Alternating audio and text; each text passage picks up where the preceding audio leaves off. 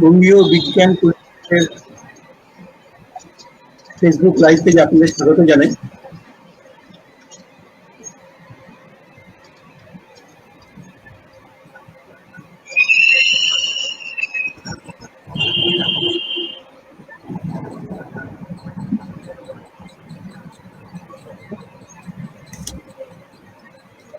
বঙ্গীয় বিজ্ঞান পরিষদের ফেসবুক লাইভ পেজে আপনাদের স্বাগত জানাই।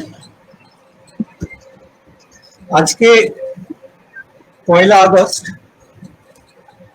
প্রকৃতি বিজ্ঞানী গোপাল চন্দ্র ভট্টাচার্যের জন্মদিন। 1875 সালে 1 আগস্ট এই দিন গোপাল চন্দ্র ভট্টাচার্যের জন্ম হয়েছিল। আমরা সবাই তার লেখা ছোটবেলায় বাংলাতে পড়িনি এমন লোক বোধহয় বিরল, বাংলা যারা পড়াশোনা করেছি আমরা। প্রতি বছর দিনটাতে বঙ্গীয় বিজ্ঞান পরিষদ গোপালচন্দ্র ভট্টাচার্য স্মারক বক্তৃতা আয়োজন করে থাকে। এই বছরের পরিস্থিতিটা আপনারা সবাই জানেন।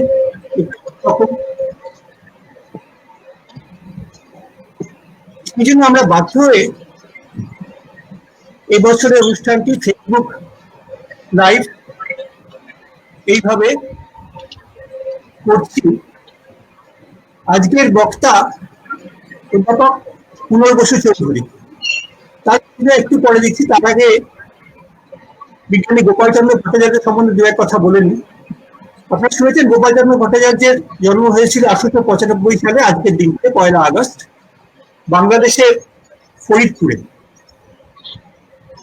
তার আর্থিক অবস্থা ভালো ছিল না। 5 বছর বয়সে বাবা মারা যান, ফলে পড়াশোনা ভীষণই কষ্ট হয়েছিল এবং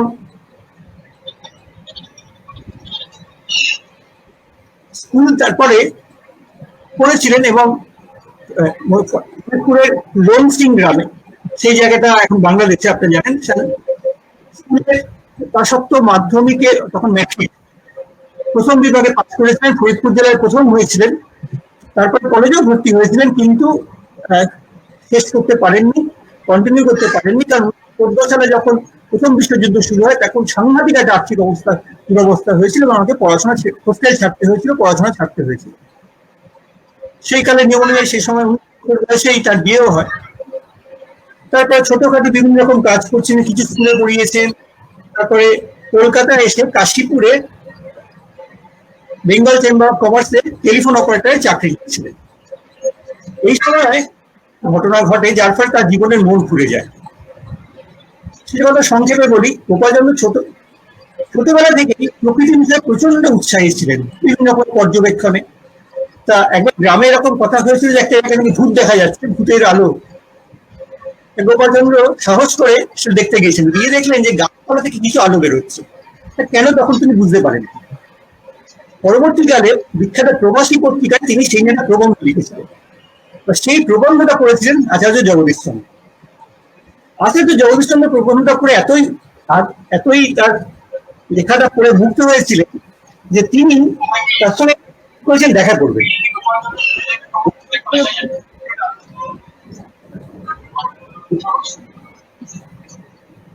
গোপালচন্দ্র এবং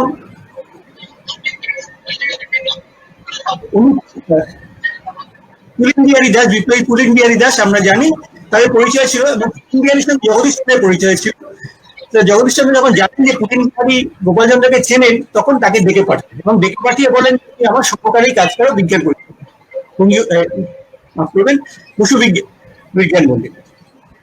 তা সেই গোপালচন্দ্র জীবনের মোড় ঘুরে গেল। তিনি যেটা কাজটা করতে ভালোবাসতেন এই কাজটা তিনি পেলেন এবং তারপরে দীর্ঘদিন তিনি বসু বিজ্ঞান মন্দিরে কাজ করেছেন। 1921 সাল থেকে 1971 সাল অব্দি তিনি বিভিন্ন উপায়ে বসু বিজ্ঞান মন্দিরের সঙ্গে যুক্ত ছিলেন। প্রথমে করেছিলেন উদ্ভিদ বিষয়ে গবেষণা, তারপরে তিনি কীট পতঙ্গ বিষয়ে গবেষণা করেন। কীট পতঙ্গ, মাকড়সা, আমরা সবাই পড়েছি তার মাকড়সা বিষয়ে প্রবন্ধ, আরো নানা প্রবন্ধ। একটা খুব গুরুত্বপূর্ণ প্রবন্ধের কথা বলি যে ব্যাঙাচি রূপান্তরের সঙ্গে পেনিসিলিনের সম্পর্ক, মানে পেনিসিলিন বলতে কি কি অ্যান্টিবায়োটিক প্রয়োগ করলে ব্যাঙাচি রূপান্তরের হারটা পাল্টে যায়, সেই বিষয়ে তিনি একটা গুরুত্বপূর্ণ কাজ করেছেন। আরো বিভিন্ন অনেক গুরুত্বপূর্ণ কাজ আছে। বাংলায় অসংখ্য প্রবন্ধ লিখেছে, তার সমস্ত প্রবন্ধ এখনো আমরা পাইনি, প্রায় 800-র উপরে প্রবন্ধ তিনি লিখেছিলেন বলে আমাদের ধারণা। জ্ঞান বিজ্ঞান পত্রিকা আপনারা জানেন, বঙ্গীয় বিজ্ঞান পরিষদ সত্যেন্দ্রনাথ বসু প্রতিষ্ঠা করেছেন 1948 সালে। প্রথম থেকেই তিনি জ্ঞান বিজ্ঞান পত্রিকার সঙ্গে যুক্ত ছিলেন এবং সম্পাদক মন্ডলী হয়ে, এবং 1950 থেকে 1977 সাল অব্দি তিনি জ্ঞান বিজ্ঞানের সম্পাদক হিসেবে দায়িত্ব করেন, এবং তার উপরে 1981 সালে 8ই এপ্রিল তার মৃত্যু হয়। তিনি জ্ঞান বিজ্ঞানের প্রধান উপদেষ্টা ছিলেন পত্রিকার। গোপাল চন্দ্র ভট্টাচার্য সবচেয়ে বড় কথা, তার জীবনে আমাদের যা শিক্ষা দেয়, যে প্রথাগত শিক্ষা আমরা বলে তিনি কলেজ ছাড়তে বাধ্য ছিল, কিন্তু তিনি যে বিজ্ঞানী সে বিষয়ে কোনো সন্দেহের কোনো অবকাশ নেই। এবং সবচেয়ে বড় কথা যেটা ছিল, যে তার একটা উৎসাহ ছিল যে কোনো বিষয়, বৈজ্ঞানিক দৃষ্টি ছিল তার, এবং সেই জন্য তিনি 1975 সালে বাংলার কীটপতঙ্গ, যে বইটা আমরা অনেকেই পড়েছি, তার রবীন্দ্র পুরস্কার পেয়েছিলেন। 1980 সালে বসু বিজ্ঞান মন্দিরের জুবিলি মেডেল পেয়েছিলেন। 1980 সালে কলকাতা বিশ্ববিদ্যালয় তাকে সাম্মানিক ডিএসসি উপাধি দিয়েছিলেন। এক অদ্ভুত জীবন। আমি সবাইকে অনুরোধ করবো, আমি খুব সংক্ষেপে বললাম, যে গোপাল চন্দ্রের জীবনী বঙ্গীয় বিজ্ঞান পরিষদ থেকে প্রকাশিত হয়েছে, রণতোষ চক্রবর্তী লিখেছেন। গত বছর আমরা তার দ্বিতীয় সংস্করণ প্রকাশ করেছি। এই বইটি সংগ্রহ করে পড়ুন। জ্ঞান বিজ্ঞান পত্রিকায় তার সম্পর্কে একাধিক লেখা বেরিয়েছে। গত বছর ডিসেম্বর মাসে তাকে নিয়ে একটি লেখা বেরিয়েছে। আপনারা এই লেখাগুলি পড়লে অনেক বেশি জানতে পারবেন। আজকের বক্তা অধ্যাপক কুনল বসু চৌধুরী আমার দীর্ঘদিনের বন্ধু বটে, আমার সহকর্মী বন্ধু। অধ্যাপক চৌধুরী কলকাতা বিশ্ববিদ্যালয়ের পরিবেশ বিজ্ঞান বিভাগের অধ্যাপক, সেখানে অধ্যাপনা করছেন 2003 সাল থেকে। তিনি অনেকগুলি গবেষণাপত্র লিখেছেন, বহু প্রকল্পের সঙ্গে যুক্ত, বহু জায়গায় গেছেন, কাজ করেছেন। আজকে তিনি বলবেন তার সম্প্রতি তিনি দক্ষিণ মেরু ঘুরে এসেছেন গবেষণার কাজে, সে বিষয়ে তিনি বলবেন। সেখানেও গোপাল চন্দ্রের কথা আসবে, তিনি আমার বলেছেন। তার আগে তিনি উত্তর মেরুর দিকেও গিয়েছিলেন, সেখানেও গবেষণা করেছেন। অনেকগুলি গবেষণাপত্র প্রকাশ করেছেন, বহু বই আছে তার, বইয়ের অধ্যায় লিখেছেন ছাত্রছাত্রী। আজকে আমরা সবাই তার বক্তৃতা শুনব। কুনল বসু। নমস্কার। গৌতম দাকে অসংখ্য ধন্যবাদ এরকম একটা সুযোগ করে দেওয়ার জন্য। তো আমি সরাসরি বক্তব্যে চলে যাই। স্ক্রিনটা শেয়ার করছি আমি।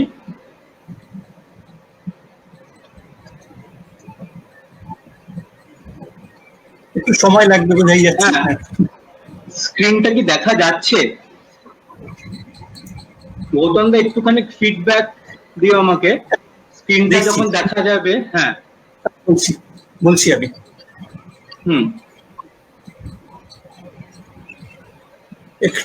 আমি দেখতে পাচ্ছি, কিন্তু এখানে লাইভ স্ট্রিমিং এ দেখা যাচ্ছে কিনা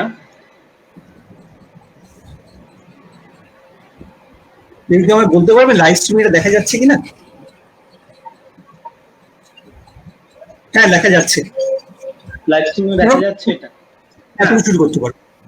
আমি শুরু করতে পারি। আচ্ছা, প্রথমে অসংখ্য ধন্যবাদ জানাই বঙ্গীয় বিজ্ঞান পরিষদকে, যে এরকম একটা সুযোগ করে দেওয়ার জন্য। এবং বাঙালি হিসেবে আমি সত্যি খুব গর্বিত যে গোপাল চন্দ্র ভট্টাচার্য নামাঙ্কিত স্মৃতি বক্তৃতা দেওয়ার সুযোগ পাওয়ার জন্য। ছোটবেলা থেকে ওনার সম্পর্কে পড়ে এসেছি, বিভিন্ন জায়গাতে এই গোপাল চন্দ্র ভট্টাচার্যের যে বৈজ্ঞানিক অবদান সে সম্পর্কে অবহিত হয়েছে। যখন এই সুযোগটা আমাকে তপনদা এবং আমাদের গৌতম দা বলেন, তখন থেকে ভাবছিলাম যে যে বিষয় নিয়ে বলবো সেই বিষয়ের টাইটেলটা কি হবে। তো সেই উত্তরটাও কিন্তু আমি গোপাল চন্দ্র ভট্টাচার্য থেকেই পেয়েছি। যখনই আমি সুযোগটা পাই, গোপাল চন্দ্র ভট্টাচার্যের সমস্ত বই প্রায় আমার কাছে রয়েছে। তো আমি খুঁজতে গিয়ে আমার মনে হলো যে আমি কোথাও একটা পেঙ্গুইনের ছবিওয়ালা গোপাল চন্দ্র ভট্টাচার্যের একটা লেখা দেখেছিলাম, এবং পেয়েও গেলাম আমার বইয়ের মধ্যে ঘাটতে ঘাটতে। এটা জ্ঞান বিজ্ঞানের নানা খবর, খুব অদ্ভুত বই। বিজ্ঞান সাংবাদিকতা নিয়ে বইটা, মানে গোপালচন্দ্র ভট্টাচার্য বিজ্ঞান লেখক যেমন ছিলেন, বিজ্ঞান সাংবাদিকতা মানে বিজ্ঞানের খবরগুলো পৃথিবীর কোথায় কি ঘটছে সেটা বাঙালির জনমানুষে নিয়ে আসার জন্য তিনি অদ্ভুত প্রচেষ্টা করতেন। খুব ছোট ছোট ভাবে পৃথিবীর কোথায় বৈজ্ঞানিক কোনো ঘটনা ঘটলে সেটা উনি পত্রপত্রিকায় লিখতেন। সেই লেখাগুলোর সংকলন দেশ থেকে বের করেছিল। এটা একটা অদ্ভুত অদ্ভুত যোগাযোগই বলবো। তো আমি বিষয়বস্তু খুঁজতে খুঁজতে উনারই একটা আর্টিকেল পেলাম 1955 সালের ফেব্রুয়ারি মাসে লেখা, কুমেরু অঞ্চলে বৈজ্ঞানিক অভিযান। আমি খুব উত্তেজিত হয়ে গেলাম, সঙ্গে সঙ্গে গৌতম দাকে ফোন করলাম, গৌতম দা এরকম লেখা আমি পেলাম, আমি এই টপিকটাই রাখতে চাই, যে এইটাকেই উনার স্মারক বক্তৃতাতে উনার লেখা একটা আর্টিকেল, যেটাকে আমি পাথেয় করে আমার পরবর্তী আমার অভিযানকে আমি আজকে ডেডিকেট করব। কারণ এটা একটা তুলনামূলক জার্নি বলা যেতে পারে। 1955 সাল এই উনি লিখছেন একটা অভিযানের কথা, ব্রিটিশ আন্টার্কটিক সার্ভে আন্টার্কটিক পেনিনসুলাতে একটা এক্সপিডিশন করেছিল, সেই খবরটা উনি বাঙালিদের জন্য লিখছেন 1955 সালে। তার টপিকটা ছিল কুমেরু অঞ্চলের বৈজ্ঞানিক অভিযান। এবং সত্যি কথা বলতে গেলে গোপালচন্দ্র ভট্টাচার্য স্মারক বক্তৃতাতে এর থেকে ভালো টাইটেল আমার কাজের জন্য আমি কিছু পাইনি। এক কথায় গঙ্গা জলে গঙ্গা পুজো। 65 বছরের ব্যবধান, দুটো জাহাজ, 1955 সালে ব্রিটিশ আন্টার্কটিক সার্ভে যে জাহাজটা ব্যবহার করেছিল তার কম্পারিজনে এবছর ভারতীয় অভিযানে যে জাহাজটি ব্যবহার হয়েছে, এই জাহাজটি করেই আমরা পাড়ি দেব আন্টার্কটিকার বুকে। কিন্তু তার আগে আরো ছোট ছোট কতগুলো কথা না বললে পরে আমার অন্যায় হবে।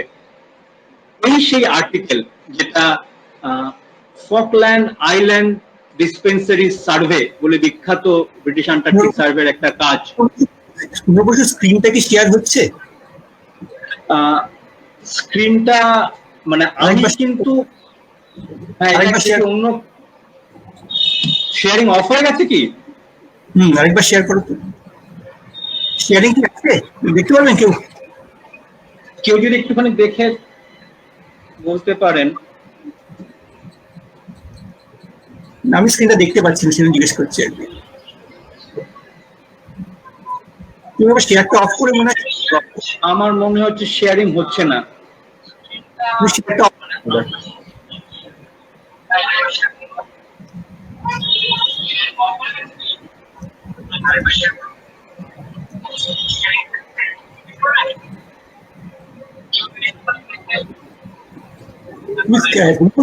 স্ক্রিন শেয়ারটা অফ করে একবার অন করবে। আমি করে অন করছি। হ্যাঁ, অনেকেই বলছেন যে স্ক্রিনটা দেখা যাচ্ছে না। হ্যাঁ, একটু ওয়েট করো।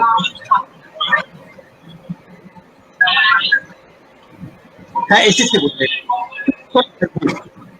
আমাদের সকলের কাছেই যাবে। হ্যাঁ, হয়েছে হয়েছে হ্যাঁ হয়েছে হয়েছে না? একটু দেখবেন সবাই যারা বলছেন। দুঃখিত, একটু সাহায্য লাগবে আসলে একটু। হ্যাঁ, দেখা যাচ্ছে দেখা যাচ্ছে, বলো বলতে পারো কোনো কিছু দেখা যাচ্ছে। হ্যাঁ হ্যাঁ, তো আমি আবার শুরু করছি এই জায়গাটায় যে গোপালচন্দ্র ভট্টাচার্যের লেখা থেকে এই ছবিটা নেওয়া। 1954 সালের যে ব্রিটিশ আন্টার্কটিক সার্ভের যে জাহাজটা ব্যবহৃত হয়েছিল তার সঙ্গে তার পাশে আমরা রেখেছি এবছর ভারতীয় অভিযানে যে জাহাজটি ব্যবহৃত হয়েছে সেই জাহাজটির ছবি। দীর্ঘ 65 বছরের ব্যবধান। এই 65 বছরের ব্যবধানের আগে যেটা আমি একটু বলতে চাই যে ব্রিটিশ আন্টার্কটিক সার্ভে যে কাজটা করেছিল আন্টার্কটিকার এই পেনিনসুলার এই অংশটাতে সার্ভে করার জন্য, এই জাহাজটি জন বিস্কো জাহাজটির নাম ছিল, সেই জন বিস্কো জাহাজটি তারা পাঠান। এবং এই আর্টিকেলটা যদি কখনো আমি এখানে মানে রিড আউট করছি না, পরে কেউ যদি পড়ে নেন বা যদি কারো দরকার হয় আমার কাছে সফট কপি আছে, আমি পাঠিয়ে দেব। অদ্ভুত লেখা, যেখানে উনি ব্যাখ্যা করেছেন যে আন্টার্কটিক অভিযান কেন, কিসের জন্য। এবং এই অভিযান থেকে কি লাভ, সেই লাভ মানে লাভ যেটার আক্ষরিক অর্থে বৈজ্ঞানিক এবং ব্যবহারিক এই দুটো জায়গাকে এত সুন্দরভাবে ব্যাখ্যা করেছেন, যেখান থেকে আমরা আজকের দিনেও সেই উত্তরগুলো একই রকম ভাবে অ্যাপ্লিকেট। আমি পরের লেখাতে আসছি। পরের উনার লেখা এপ্রিল মাসে, এটা ফেব্রুয়ারি মাসে লিখলেন, পরের এপ্রিল মাসে উনি লিখলেন, তখন অরোরা নিয়ে প্রচুর কথাবার্তা হচ্ছে। আপনারা সবাই অরোরার কথা জানেন, বিখ্যাত মেরুজ্যোতি যাকে বলে। তো সেই মেরুজ্যোতি নিয়ে উনি এপ্রিল মাসে 1955 সালে লিখছেন, এবং সেখানে অরোরা বেরিয়ালিস এন্ড অরোরা অস্ট্রালিস। বাঙালি অনেক পরে এগুলোর কথা জেনেছে, কিন্তু গোপালচন্দ্র ভট্টাচার্য যেভাবে এদেরকে বাঙালি জনমানুষে নিয়ে এসেছিলেন, তিনি লিখছেন, বিজ্ঞানীরা অনুমান করেন যে পৃথিবীর চুম্বক শক্তির গোলযোগ এবং সূর্যের কলঙ্ক বৃদ্ধির সঙ্গে এই দুরকম অরোরারই সম্বন্ধ আছে। এই যে অনুমান, সেই অনুমান কিন্তু আজকে বাস্তবে পরিণত হয়েছে। আমি দেখাবো, অরোরা রিসার্চ করার জন্য আলাদা রিসার্চ স্টেশন এস্টাবলিশ করা হয়েছে অরোরা স্টাডি করার জন্য। আমি সেই জায়গাতে আসবো। আমি খুব সৌভাগ্যবানদের মধ্যে একজন, যে এক্সপেডিশনে গিয়ে যারা অরোরা চট করে সামার মেম্বারটা দেখতে পায় না। আমি খুবই লাকি, সেই জায়গা থেকে আমি অরোরা চাক্ষুষ করতে পেরেছি। আমি আসবো উনার আরেকটা আর্টিকেল। দেখুন, মানে উনি কতগুলো আর্টিকেল লিখেছেন এই বিষয়ের ওপরে।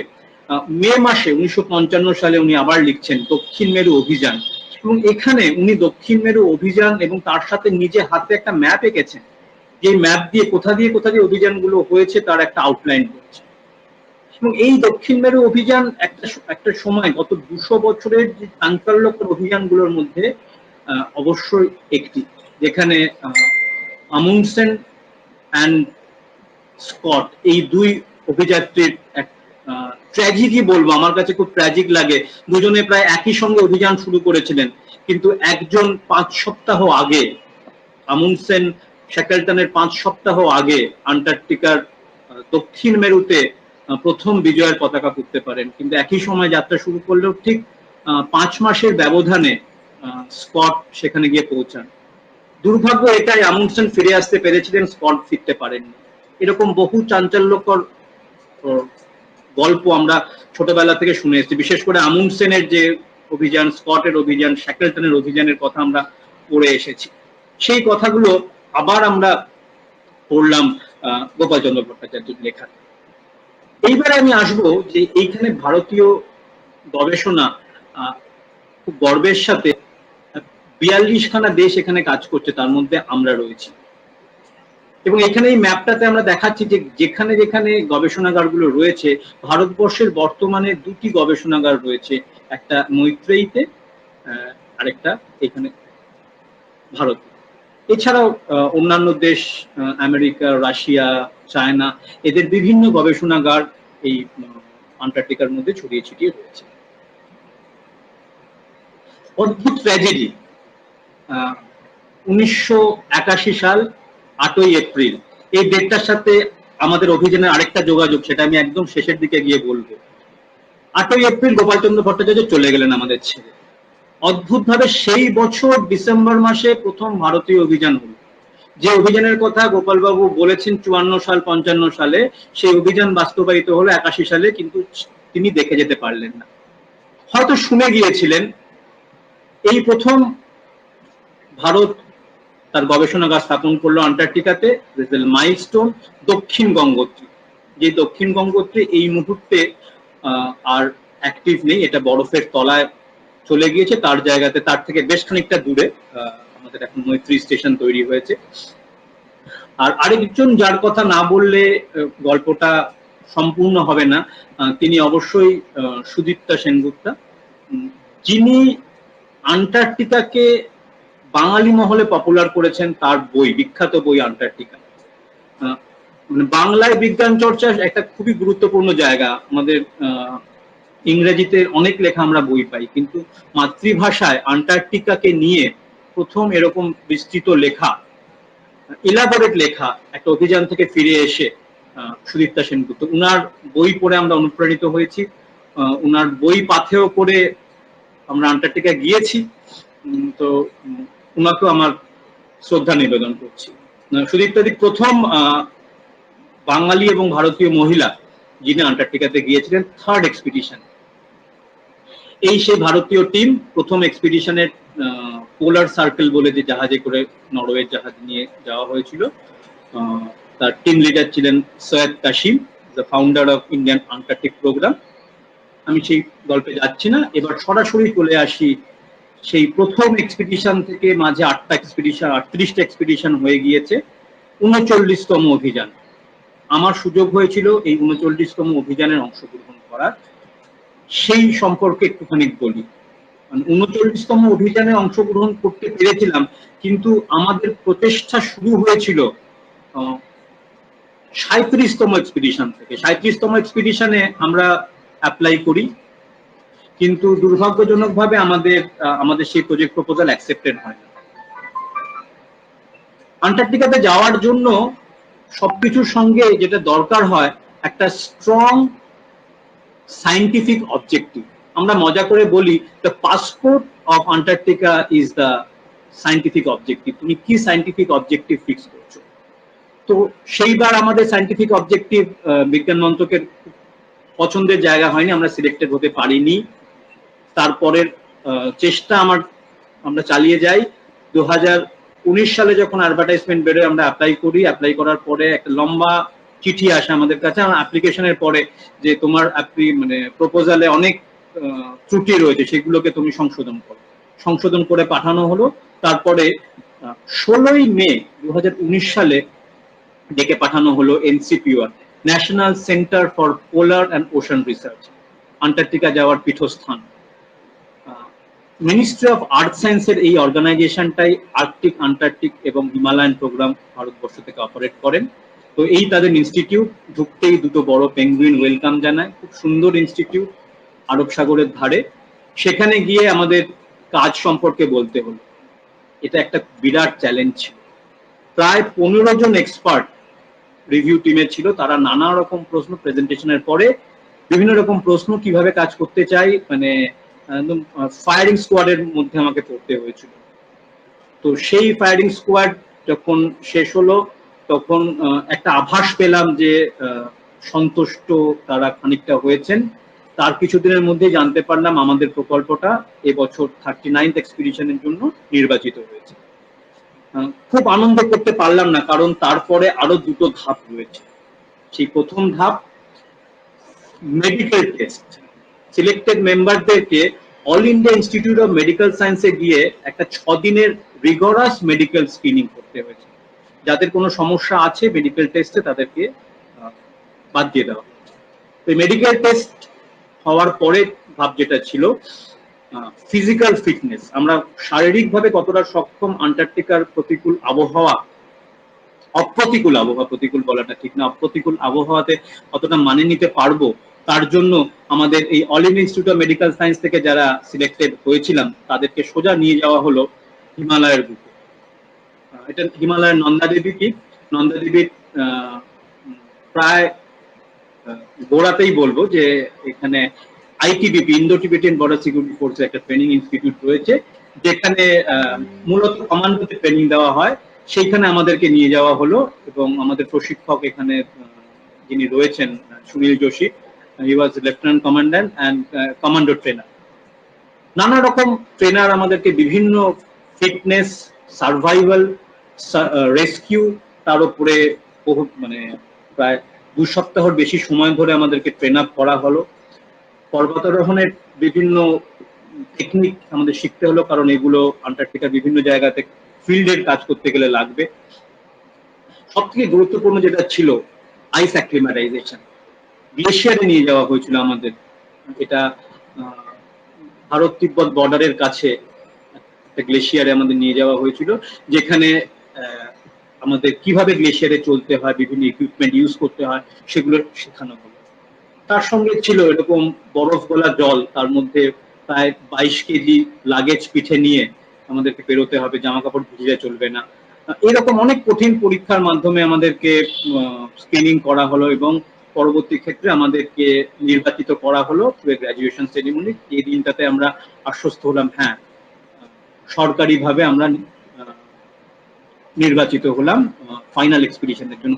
খুব খুব ভালো লাগার দিন ছিল, সমস্ত আর্মি অফিসারদের সাথে আমাদেরকে সেদিন গ্রাজুয়েশন করা হলো, and it was a very memorable day in my life. এরপরে প্রশিক্ষণগুলো ছিল অন্য রকমের, কিভাবে আমরা কাজ করব তার তালিম আমরা গঙ্গাতে আমার ছাত্রছাত্রীদের নিয়ে এই এই কাজে আমাদের ভীষণভাবে হেল্প করেছে হাওড়া বিজ্ঞান চেতনা সমন্বয় বলে একটা অর্গানাইজেশন, যারা এই ফিল্ডে আমাদের যখন ট্রায়াল গুলো দিতাম হাওড়া অঞ্চলে, তারা নানাভাবে আমাদেরকে হেল্প করেছেন। আর যিনি হেল্প করেছেন একটা বিশেষ টেকনিক, আমার কাজের বিষয়টা একটু বলি। আমি আন্টার্কটিকা অভিযানের আমার কাজের জায়গাটা হলো গিয়ে কিভাবে প্লাস্টিক পলিউশন আন্টার্কটিকাতে পৌঁছাচ্ছে। তো প্লাস্টিক ডিটেকশনের জন্য এই বাঙালি বিজ্ঞানী আর.এল. মুখার্জি, অনেকেই আপনারা জানেন যে মাইক্রোস্কোপ টেকনোলজির ইনভেনশনের জন্য উনি খুব বিখ্যাত। এই মুখার্জিরা, আর.এল. মুখার্জি আমাকে বিশেষ মাইক্রোস্কোপ বানিয়ে খুব সাহায্য করেছিলেন, যেটা দিয়ে এই প্লাস্টিক ডিটেকশনের কাজ আমি ফিল্ডে, জাহাজে বসে ফিল্ডে কাজ করার সময় করতে পারি। কারণ অনেক সময় ফিল্ড স্ক্রিনিংটা খুব প্রয়োজন হয়, যে চট করে একবার দেখে নেওয়া আমার স্যাম্পেলে কি আছে। তো এইটা মুখার্জিদার এই হেল্পটা না পেলে পরে আমার খুব অসুবিধা হতো। মুখার্জিদা জানি না শুনছেন কিনা, যদি শুনে থাকেন আমার শ্রদ্ধার্ঘ নেবেন মুখার্জিদা। এরপরে সমস্ত ইকুইপমেন্ট নিয়ে যাওয়ার পালা, প্রায় 700 কেজির লটবহর কলকাতা থেকে নিয়ে যাওয়া আমি একা। এটা যুদ্ধের সামিল ছিল, কারণ ফ্লাইটে নিয়ে যাওয়া যাবে না। তো আমি অমরাবতী এক্সপ্রেসে সব জিনিসপত্র নিয়ে, আমার ছাত্রছাত্রীরা খুব হেল্প করেছিল, সব জিনিসপত্র নিয়ে আমি পাড়ি দিলাম। এটা কিন্তু আন্টার্কটিকার জন্য পাড়ি দেওয়া নয়, এই পাড়ি দেওয়াটা জিনিসপত্র রাখতে যাওয়ার গোয়াতে। গোয়াতে এরকম জাহাজের কন্টেনারের মধ্যে আমাদের সব জিনিসপত্রগুলোকে রেখে আমরা ফিরে এলাম। আমার মনে আছে এবার পুজোর দিন, অষ্টমীর দিন সকালবেলা আমি এই সমস্তগুলো করে কলকাতায় ফিরলাম। এর পরের ফেজে ফাইনাল আমাদের যাত্রা শুরু ডিসেম্বর মাসের 15 তারিখ। কলকাতা থেকে রওনা হলাম, গোয়াতে পৌঁছালাম। গোয়াতে পৌঁছাবার পরে আমাদেরকে এই মেরু অঞ্চলের যে পোশাক আশাক গুলো পরতে হবে, বিশেষ ধরনের পোশাক আশাক, সেগুলো ইস্যু করা হলো, সেগুলো নেওয়া হলো। এবং খুব গুরুত্বপূর্ণ, আমাদের এক্সপিডিশন ব্যাচ আমরা পেলাম, যে অফিসিয়ালি গভর্নমেন্ট অফ ইন্ডিয়ার কে আমরা রিপ্রেজেন্ট করছি, সেই ব্যাচ। সেই সঙ্গে মিনিস্ট্রি থেকে একটা ফেয়ারওয়েল পার্টি দেওয়া হলো আমাদেরকে। তারপরে আরেক দফা ট্রেনিং। এই ট্রেনিংটা ছিল সেফটি ট্রেনিং।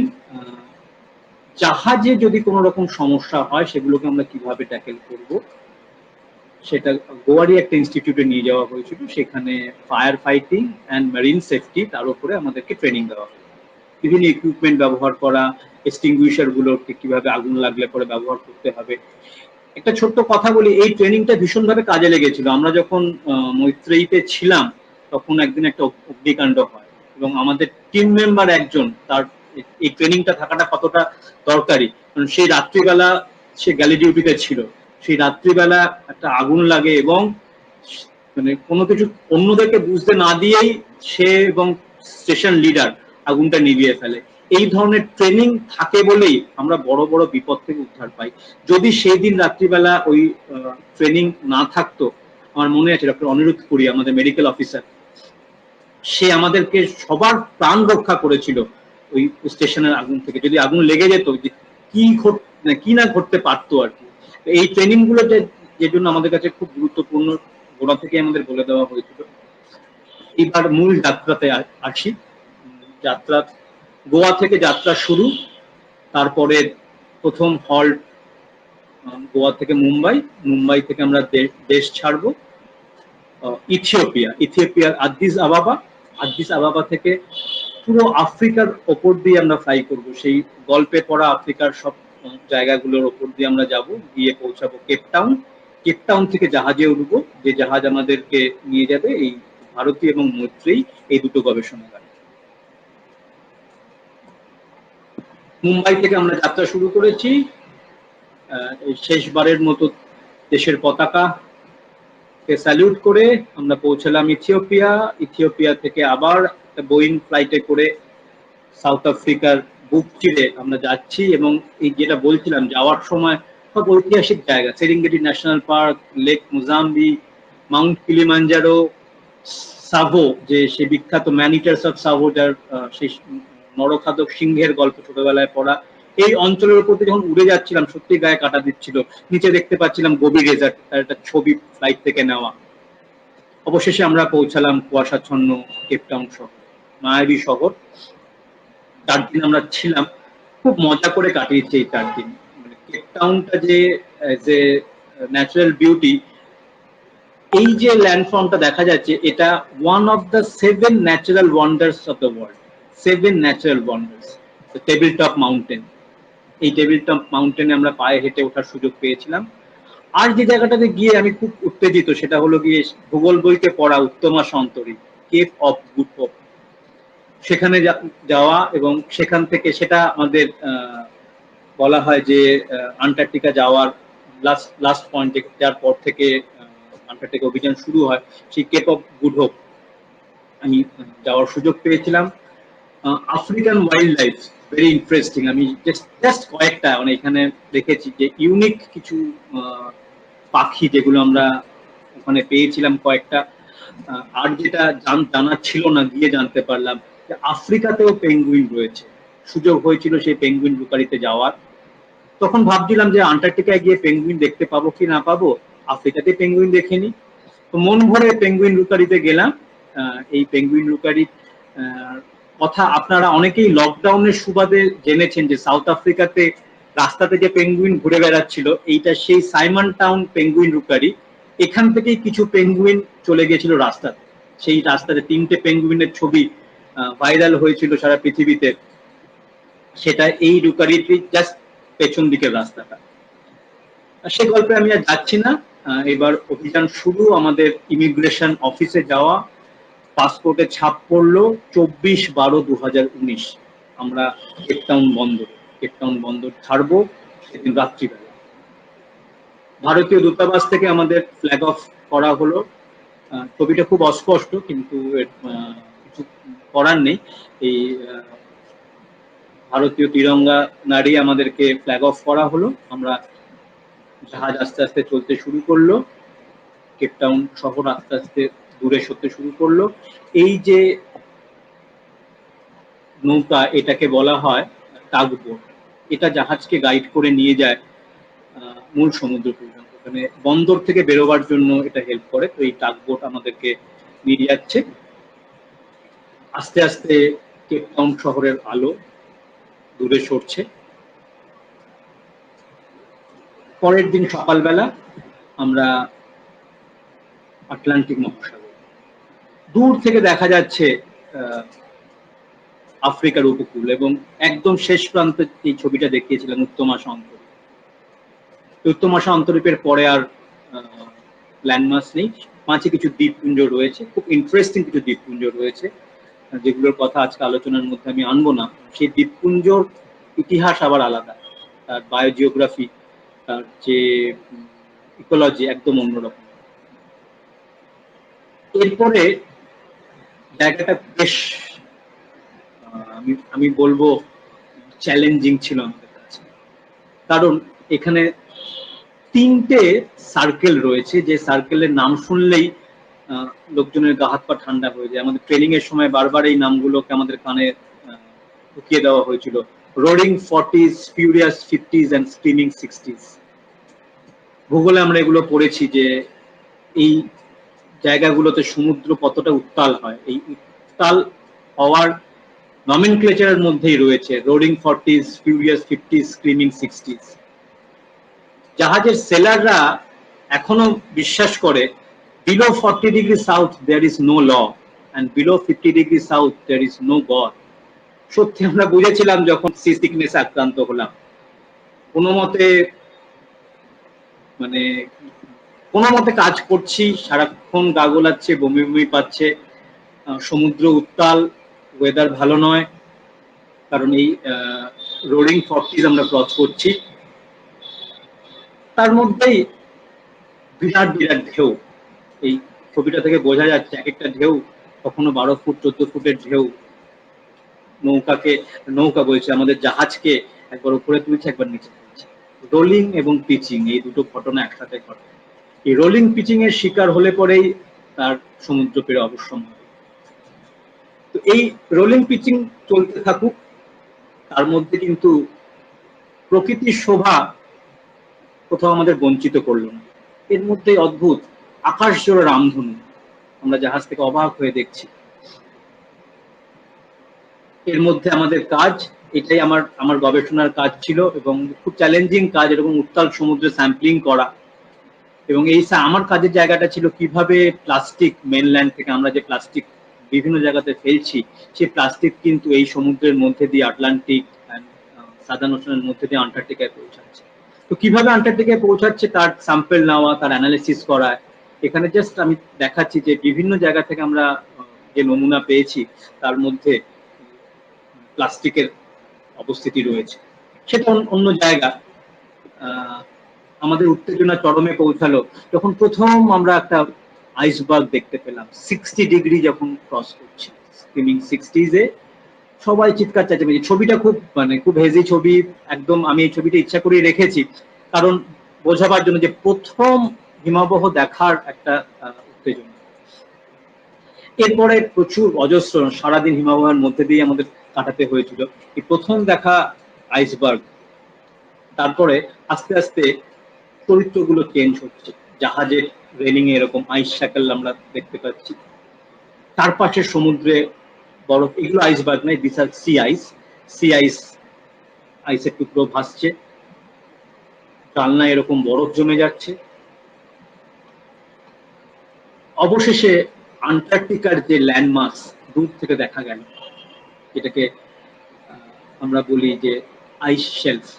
দূরে পাঁচিলের মতো দেখা যাচ্ছে যেটা আইস শেলফ, আর তার সামনে সি আইসের চাদর। এই ভেদ করে যেতে হবে। আমাদের দায়িত্ব, নরওয়ে গভর্নমেন্ট কিছু ইকুইপমেন্ট দিয়েছে তাদের রিসার্চ স্টেশনে পৌঁছে দেওয়ার জন্য। যেহেতু আন্টার্কটিকাতে সবাই মিলেমিশে কাজ করে, তার জন্য এরকম অনেক সময় হয় যে এক দেশের ইকুইপমেন্ট অন্য দেশের জাহাজে করে যায়, আমাদের দেশে যখন রসদ ফুরিয়ে যায় অন্য দেশের জাহাজে করে যায়। সেরকম বেলজিয়াম রিসার্চ স্টেশনের কিছু জিনিসপত্র আমাদের জাহাজে ছিল। আমাদের জাহাজ সেই বেলজিয়াম রিসার্চ স্টেশনের ক্রাউন বেতে আমরা গিয়ে প্রথম জাহাজ থামাবো। এখানে সেই ক্রাউন বেতে জিনিসপত্র নামাতে হবে। জিনিসপত্র নামাতে আমরা একটু দেখে নিই জাহাজটা কেমন, জাহাজের লাইফ কেমন, জাহাজের ভেতরটা কেমন। জাহাজ যেখান থেকে চালানো হয় সেটা হলো গিয়ে এই জায়গাটায়, এটাকে বলা হয় জাহাজের ব্রিজ। এটা জাহাজের প্রাণকেন্দ্র, এখান থেকে সমস্ত অপারেশন হয়। এটা হলো গিয়ে র্যাডার। এই র্যাডার থেকেই বোঝা যায় যে এখানে দেখতে পাওয়া যাচ্ছে যে এই আইসবার্গ, কিভাবে এই আইসবার্গের মধ্যে দিয়ে জাহাজ যাবে সেটাকে ঠিক করা হয় এই র্যাডারে দিয়ে। এই র্যাডারের যে ইনস্ট্রুমেন্টটা, এটা তো মনিটর ইনস্ট্রুমেন্টটা থাকে এই মাঙ্কি ডেক বলা হয় এখানে। এই ছাদের উপরে মাঙ্কি ডেকে অনেক ইকুইপমেন্ট একসাথে ইনস্টল করা থাকে। এটা জাহাজের সর্বোচ্চ পয়েন্ট। এটা জাহাজের বোর্ড রুম যেখানে আমাদের মিটিং হয়। জাভেদ বেগ সাহেব, ইনি আন্টার্কটিক প্রোগ্রাম ডিরেক্টর, উনি আমাদের সাথে এবছর ছিলেন। ইনি আমাদের জাহাজের ক্যাপ্টেন অ্যান্ড ইঞ্জিনিয়ার। ভীষণ রকম হেল্পফুল, আমাকে স্যাম্পলিং এর ব্যাপারে হেল্প করছেন। এবার আসি রিফ্রেশমেন্ট, খাওয়া দাওয়া। এলাহি খাওয়া দাওয়ার আয়োজন কিন্তু নিজেদের করে নিতে হয়। এখানে কিন্তু করে দেওয়ার লোকজন নেই, আমাদেরকেই পালা করে করে ডিউটি, গ্যালি ডিউটি বলা হয়। এই শেফ যে থাকে, শেফকে প্রত্যেক দিন 2 জন করে টিম মেম্বার সায়েন্টিস্ট তারা হেল্প করে। যতই সায়েন্টিফিক কাজ থাকুক আমাদেরকে কিন্তু এই কাজ টিম মেম্বারদেরকেই করতে হয়।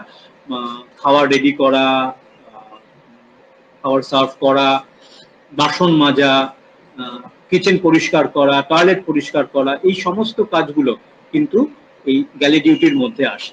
তো এইখানে আমাদের এই কিচেনে কোনো রকম আগুন জ্বালানো যায় না, ফ্লেমলেস কিচেন। এখানে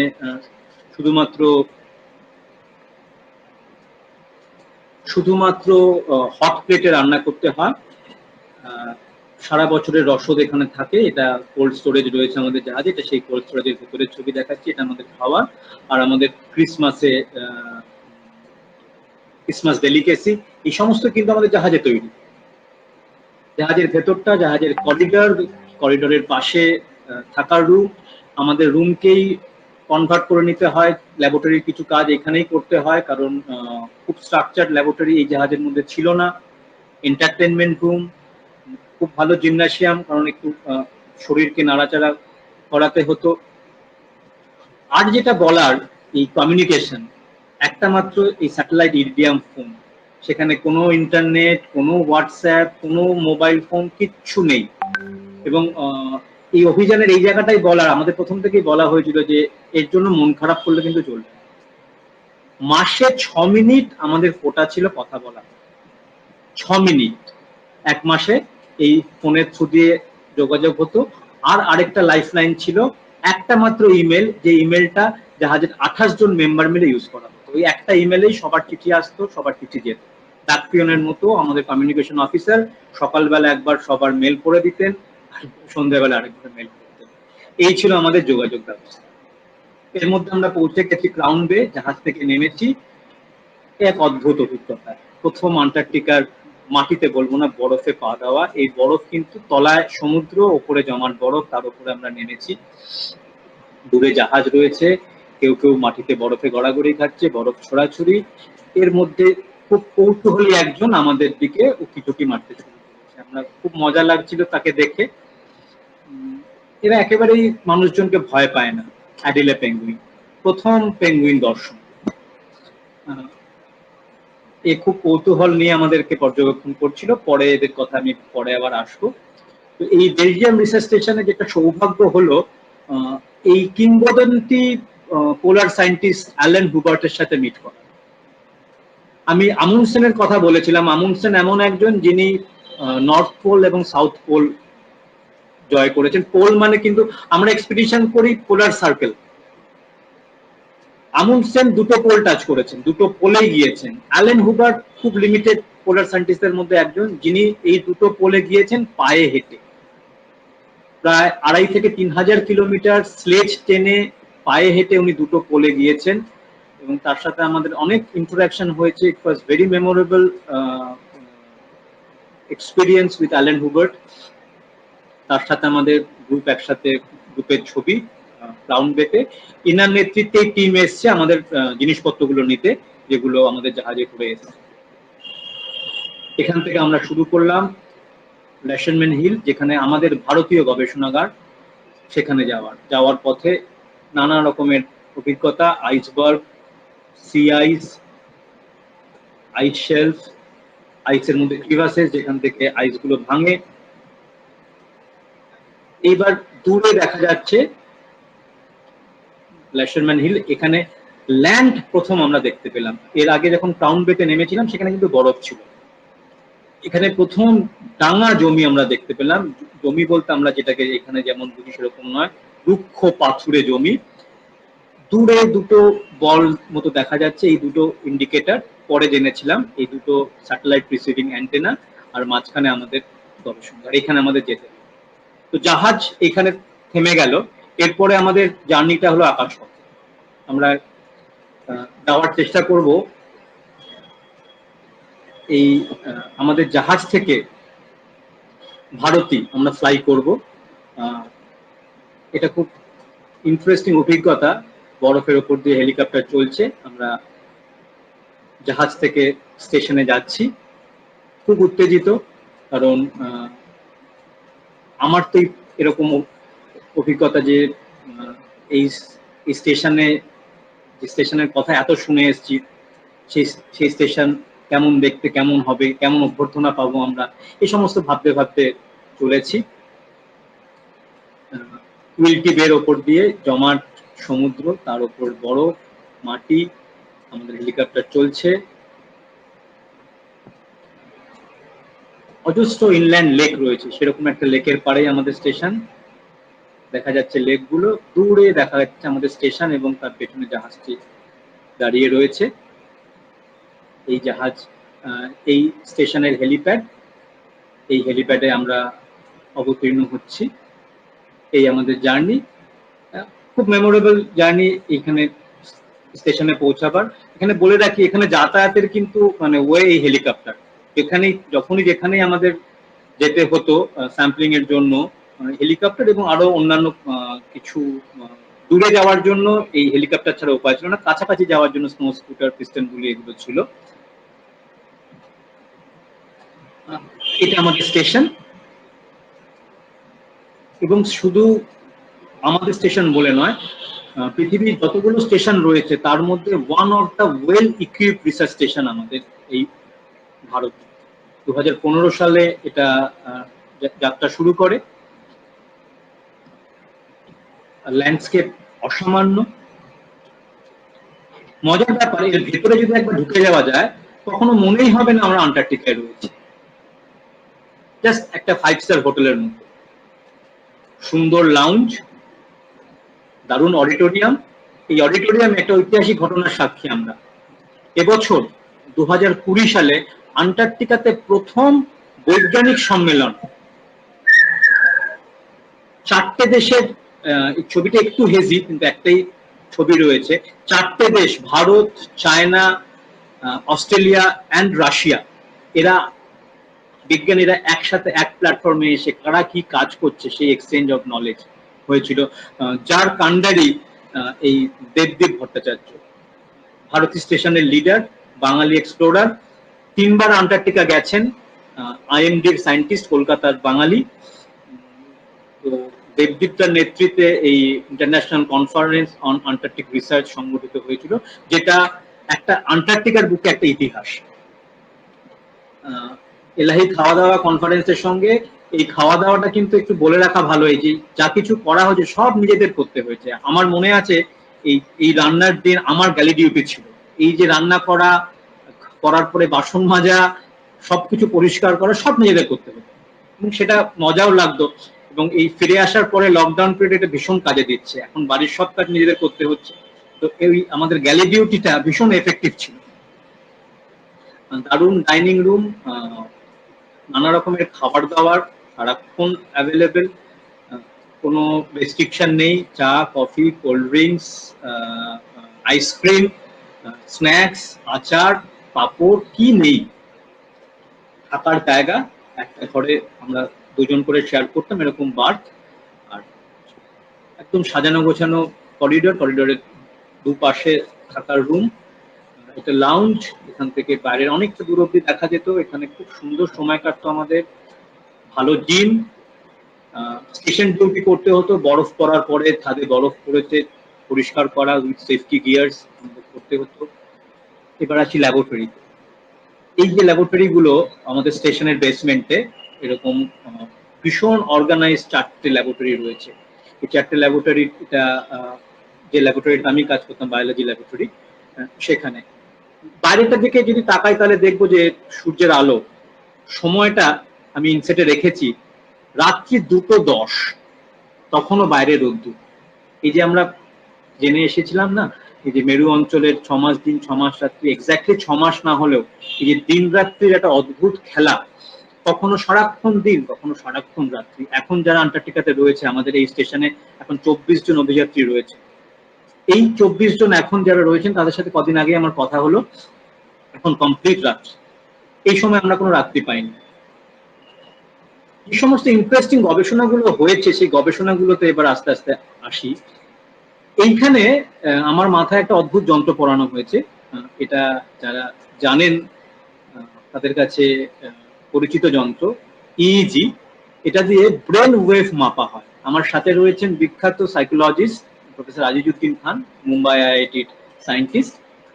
উনি কাজ করছেন এই পোলার এনভায়রনমেন্টাল স্ট্রেস, এই ঠান্ডা, এই একাকিত্ব, এই শুষ্কতা, এটা আমাদের মেন্টাল এবিলিটি, আমাদের ব্রেন ফাংশনকে কিভাবে এফেক্ট করছে তার উপরে তিনি কাজ করছেন।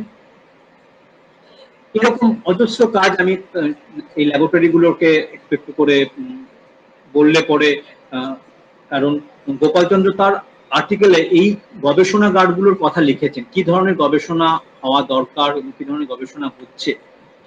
সেই সময়ে এত উন্নত পদ্ধতি ছিল না, কিন্তু এই পদ্ধতিগুলো, বিশেষ করে এই যে জায়গাটার কথা দেখানো হচ্ছে যে এটা IMD, Indian metrology departmental laboratory, তারা যেভাবে মনিটরিং করছে, লং টার্ম মনিটরিং, এই মনিটরিং এর কথা গোপালচন্দ্র তার লেখাতে লিখে গিয়েছেন। তিনি লিখেছেন কেন এই মনিটরিং এর দরকার, এই ক্লাইমেট মনিটরিং কিভাবে গ্লোবাল ক্লাইমেটকে আন্টার্কটিক ক্লাইমেট কন্ট্রোল করছে সেটা তিনি লিখে গিয়েছেন আজ থেকে 65 বছর আগে। এই ল্যাবরেটরি গুলো সেই কাজ নিরন্তর ভাবে করে চলেছে। ওপরের দুটো ল্যাব ইন্ডিয়ান মেট্রোলজি ডিপার্টমেন্টের, পরের দুটো পোর্শন পার্ক ভাবা অ্যাটমিক রিসার্চ সেন্টার, তারা রেডিও অ্যাক্টিভিটি বিভিন্ন এক্সপেরিমেন্ট করছেন সেখানে। এটা বায়োলজিক্যাল ল্যাবরেটরি, এটা কমন ফেসিলিটি। এখানে যেমন ল্যামিনার এয়ার ফ্লো থেকে শুরু করে অটোক্লেভ, ইনকিউবেটর, বিভিন্ন রকম মাইক্রোস্কোপ, ওয়েইং ব্যালেন্স, রেফ্রিজারেটর, সমস্ত কিছু যে ল্যাবরেটরি গুলোতে দরকার সেগুলো রয়েছে।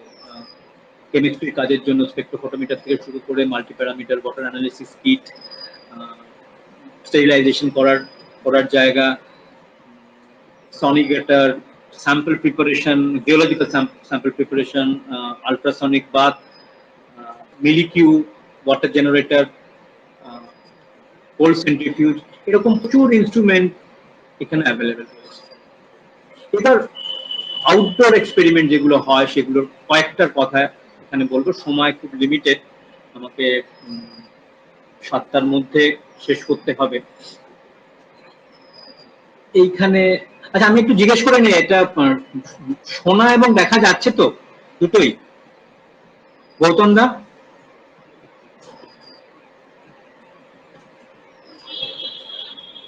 am I audible?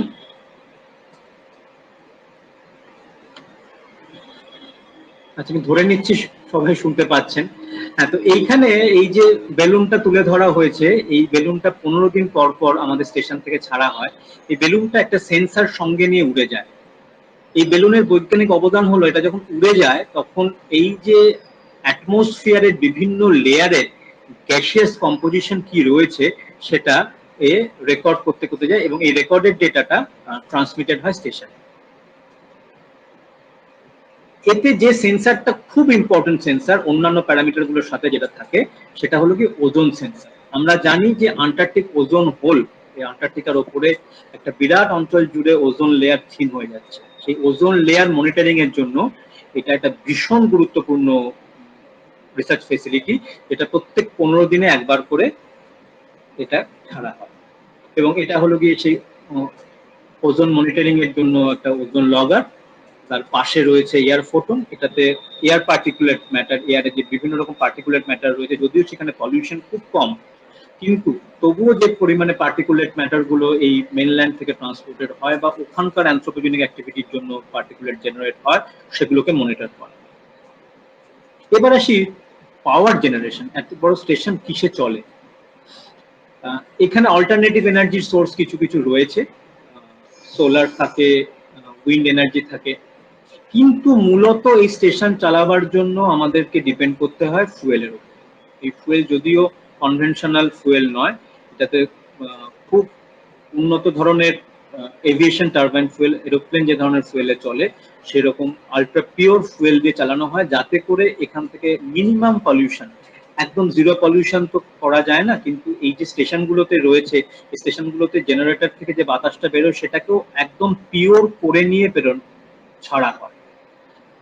হিউম্যান এক্সক্রিয়েটার যেগুলো থাকে সেগুলোকে একদম পিওর করে নিয়ে ওয়াটারটাকে ওখানে রিলিজ করা হয়, বাকি সলিড ওয়েস্ট সমস্ত কিছু সঙ্গে করে নিয়ে চলে আসা হয় সাউথ আফ্রিকা। এই জাহাজ কুলটিভেটে রয়েছে। আস্তে আস্তে সি আইস এর থিকনেসটা আমরা যখন বুঝে গেছি, সবসময় হেলিকপ্টারের অপেক্ষা করতাম না, আমরা একটু সাহস করে পায়ে হেঁটেই জাহাজ থেকে স্টেশনের দিকে আসতাম। এটা খুব মজার জার্নি ছিল, মাঝে মধ্যেই মনে হতে এই বোঝায় সমুদ্রের মধ্যে ঢুকে গেলাম, কারণ কিছু কিছু জায়গাতে বরফগুলো খুব ঝুড়ো থাকতো, পা ঢুকে যেত। তবে প্রথম কয়েকদিন অসুবিধা হলো, পরে হয়ে গিয়েছে। এবার স্টেশনে জিনিসপত্র কিভাবে আসে? এই বড় হেলিকপ্টার, আগে যে হেলিকপ্টারটা দেখিয়েছিলাম সেটা ছোট হেলিকপ্টার, দুটো হেলিকপ্টার আমাদের সঙ্গে ছিল। এই হেলিকপ্টারটায় স্টেশনে জাহাজ থেকে জিনিসপত্র নিয়ে আসা হচ্ছে, এরকম দড়িতে বেঁধে, দড়ির ব্যাগ থাকে, হেলিকপ্টার থেকে ঝুলিয়ে একসাথে প্রায় 4 থেকে 5 টন জিনিস একবারে নিয়ে আসা। এই ছোট হেলিকপ্টার, এতে করে লেক ওয়াটার স্যাম্পলিং হচ্ছে, কারণ লেক গুলো যেভাবে বরফ জমে রয়েছে, যে জায়গাতে বরফ নেই সেখান থেকে জল স্যাম্পল নেওয়া আমাদের গবেষণার জন্য বিভিন্ন রকম স্যাম্পল রিকোয়ারমেন্ট থাকতো। তো এই স্যাম্পল নেওয়ার জন্য আমরা হেলিকপ্টার থেকে নিস্কিন বলে একটা স্যাম্পলার ইউজ করতাম। এই নিস্কিন স্যাম্পলারের কথা অনেকেই আপনারা জানেন, এটা নির্দিষ্ট ডেটে গিয়ে স্যাম্পলারটা বন্ধ হয়ে যায়। এই জাহাজ থেকে, এই হেলিকপ্টার থেকে অপারেট করা হচ্ছে নিস্কিন স্যাম্পলার। এই লেক, এটা স্টর্নেসের একটা ইনল্যান্ড লেক, অনেকটাই বরফ জমা। লেকগুলো এরকম হয়। লেকের মজার জায়গাটা হলো কিছু কিছু জায়গা লেকে যেখানে বরফ থাকতো না, সেই জায়গাটায় বিশাল গভীর লেক, কিন্তু নিচ অব্দি টল করছে, কোনো রকম কোনো সাসপেন্ডেড পার্টিকুলার মেটেরিয়াল, এত স্বচ্ছ জল। এই গ্লেশিয়ার মেল্টিং এর কথা, এই যে ক্লাইমেট চেঞ্জ, আইস মেল্টিং, তার অনেক কথা আমরা শুনেছি। আজকে আমি এই অভিযানের মধ্যে ক্লাইমেট চেঞ্জের খুব বড় কিছু আনবো, কারণ ক্লাইমেট চেঞ্জ নিয়ে আমাদের অভিযানের কতগুলো অনেকগুলো টিম কাজ করেছে ক্লাইমেট চেঞ্জ মনিটরিং এর জন্য। সেই পদ্ধতিগুলোতে আমি যাব, যেহেতু আজকের আলোচনার জায়গাটাই বিজ্ঞানিক গবেষণার ধারাগুলোকে দেওয়া। আমি কোনো আউটকামের দিকে যাচ্ছি না, সেই স্কোপও আমার এখানে নেই।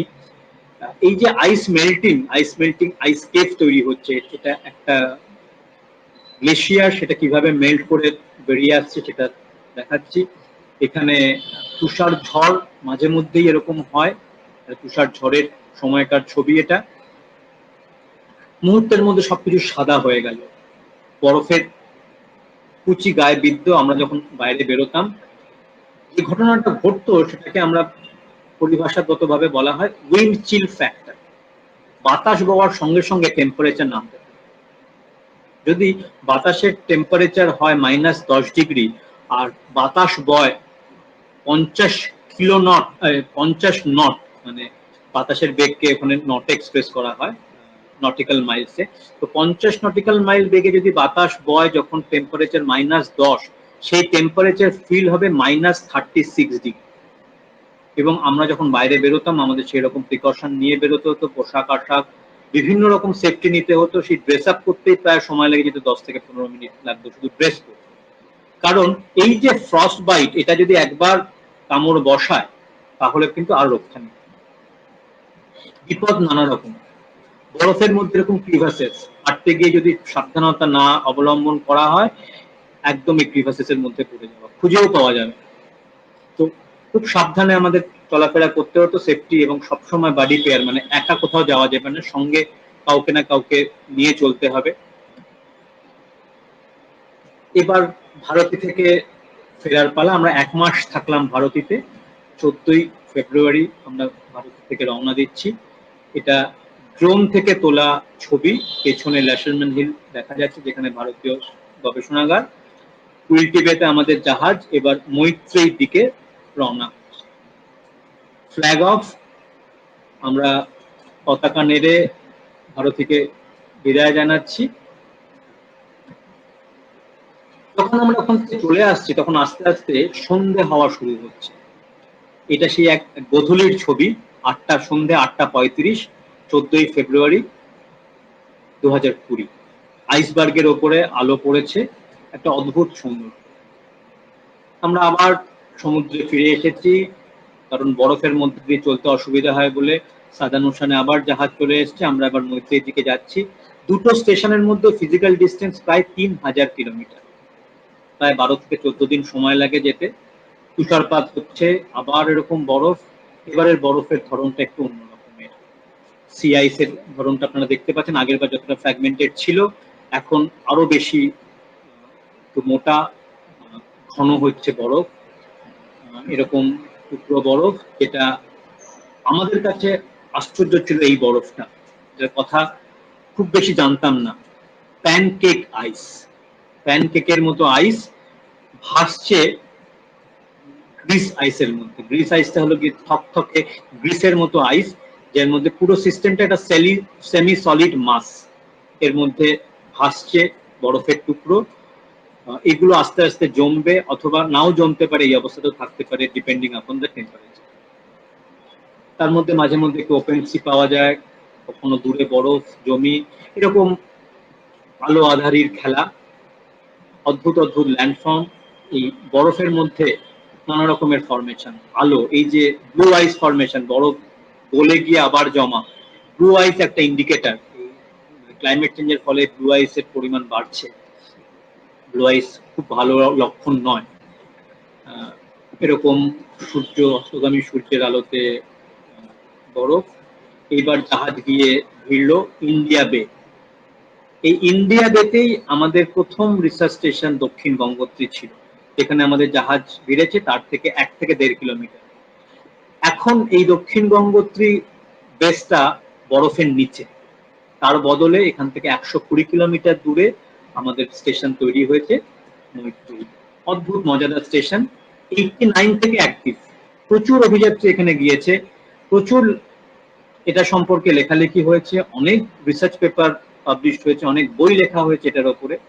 এই সেই মৈত্রী স্টেশন। এই মৈত্রীর পেছন দিকে দেখা যাচ্ছে যে পাথরের চূড়াটা, এটা খুব বিখ্যাত পাথরের চূড়া, এটার নাম শিবলিং। তো এই পেছনের যে বরফটা এটা কিন্তু কন্টিনেন্টাল আইস। আগে যেগুলো দেখছিলাম সি আইস, এটা কন্টিনেন্টাল আইস। কোথাও কোথাও এই কন্টিনেন্টাল আইসের থিকনেস 2 কিলোমিটারেরও বেশি। তো এই কন্টিনেন্টাল আইসের একদম সামনে আমাদের ভারতীয় স্টেশন। এই স্টেশনটা পুরোটাই দেশীয় টেকনোলজিতে তৈরি, এবং এইখানে এই স্টেশনের মধ্যে রিয়েল ইন্ডিজিনাস ফিলিংসটা হয় যখন আমরা স্টেশনের মধ্যে ঢুকি। মৈত্রী স্টেশনটা একদম ঘরের, মানে আমাদের মজা করে ওরা বলতো যে গাঁওয়ালি ঘর। এই দেশের বাড়ি যেমন হয় একটু অগোছালো, একটু ছড়ানো ছিটানো, উইথ কম্পারিজন টু ভারতী যেমন একটা ওয়েল অর্গানাইজড 5 স্টার হোটেলের মতো, এই মৈত্রী হলো গিয়ে একদম অন্যরকম। তুষারপাতের মধ্যে এই মৈত্রী ছবি এরকম বরফের দেখতে যেত। এইটা সেই মৈত্রীর ভেতরটা, মৈত্রী লাউঞ্জ। এখানে একসাথেই আমাদের লবি কাম খাওয়ার জায়গা।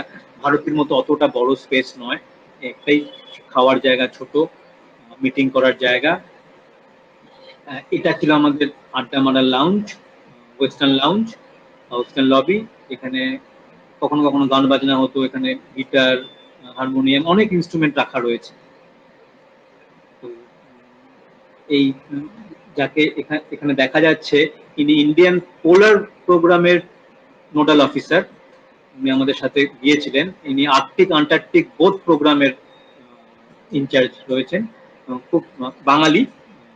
উনি পেঙ্গুইনের ওপরে খুব ইন্টারেস্টিং কাজ করেছেন। আর যেটা রয়েছে, খুব ভালো লাইব্রেরি দুটো স্টেশনে। তবে আমার মৈত্রী লাইব্রেরিটাকে আরো অনেক এনরিচ মনে হয়েছে, কারণ মৈত্রীতে আমি খুব অবাক হয়ে গেলাম, দক্ষিণ গঙ্গোত্রী মানে লাইব্রেরির ছাপ মারা বই এই মৈত্রীতে রয়েছে। আর যেটা মজার বস্তু, মৈত্রী পোস্ট অফিস। আন্টার্কটিকাতে খুব লিমিটেড ফেসিলিটি রয়েছে এই সংবাদ আদান প্রদান। আগেকার দিনে যখন এত কমিউনিকেশনের জায়গা ছিল না, এই পোস্ট অফিসগুলো খুব অ্যাক্টিভ ছিল। এই পোস্ট অফিস থেকে চিঠি যাতায়াত করতো। তো এই পোস্ট অফিসের এখন ভ্যালুটা কিন্তু অন্যরকমের। এই যারা ফিলাটেলিক, যারা স্ট্যাম্প জমান, তাদের কাছে এই পোস্ট অফিসের ছাপ খুব গুরুত্বপূর্ণ। দেখুন এখানে একটা চিঠি, এই চিঠিটা আমি ওখান থেকে পাঠিয়েছিলাম।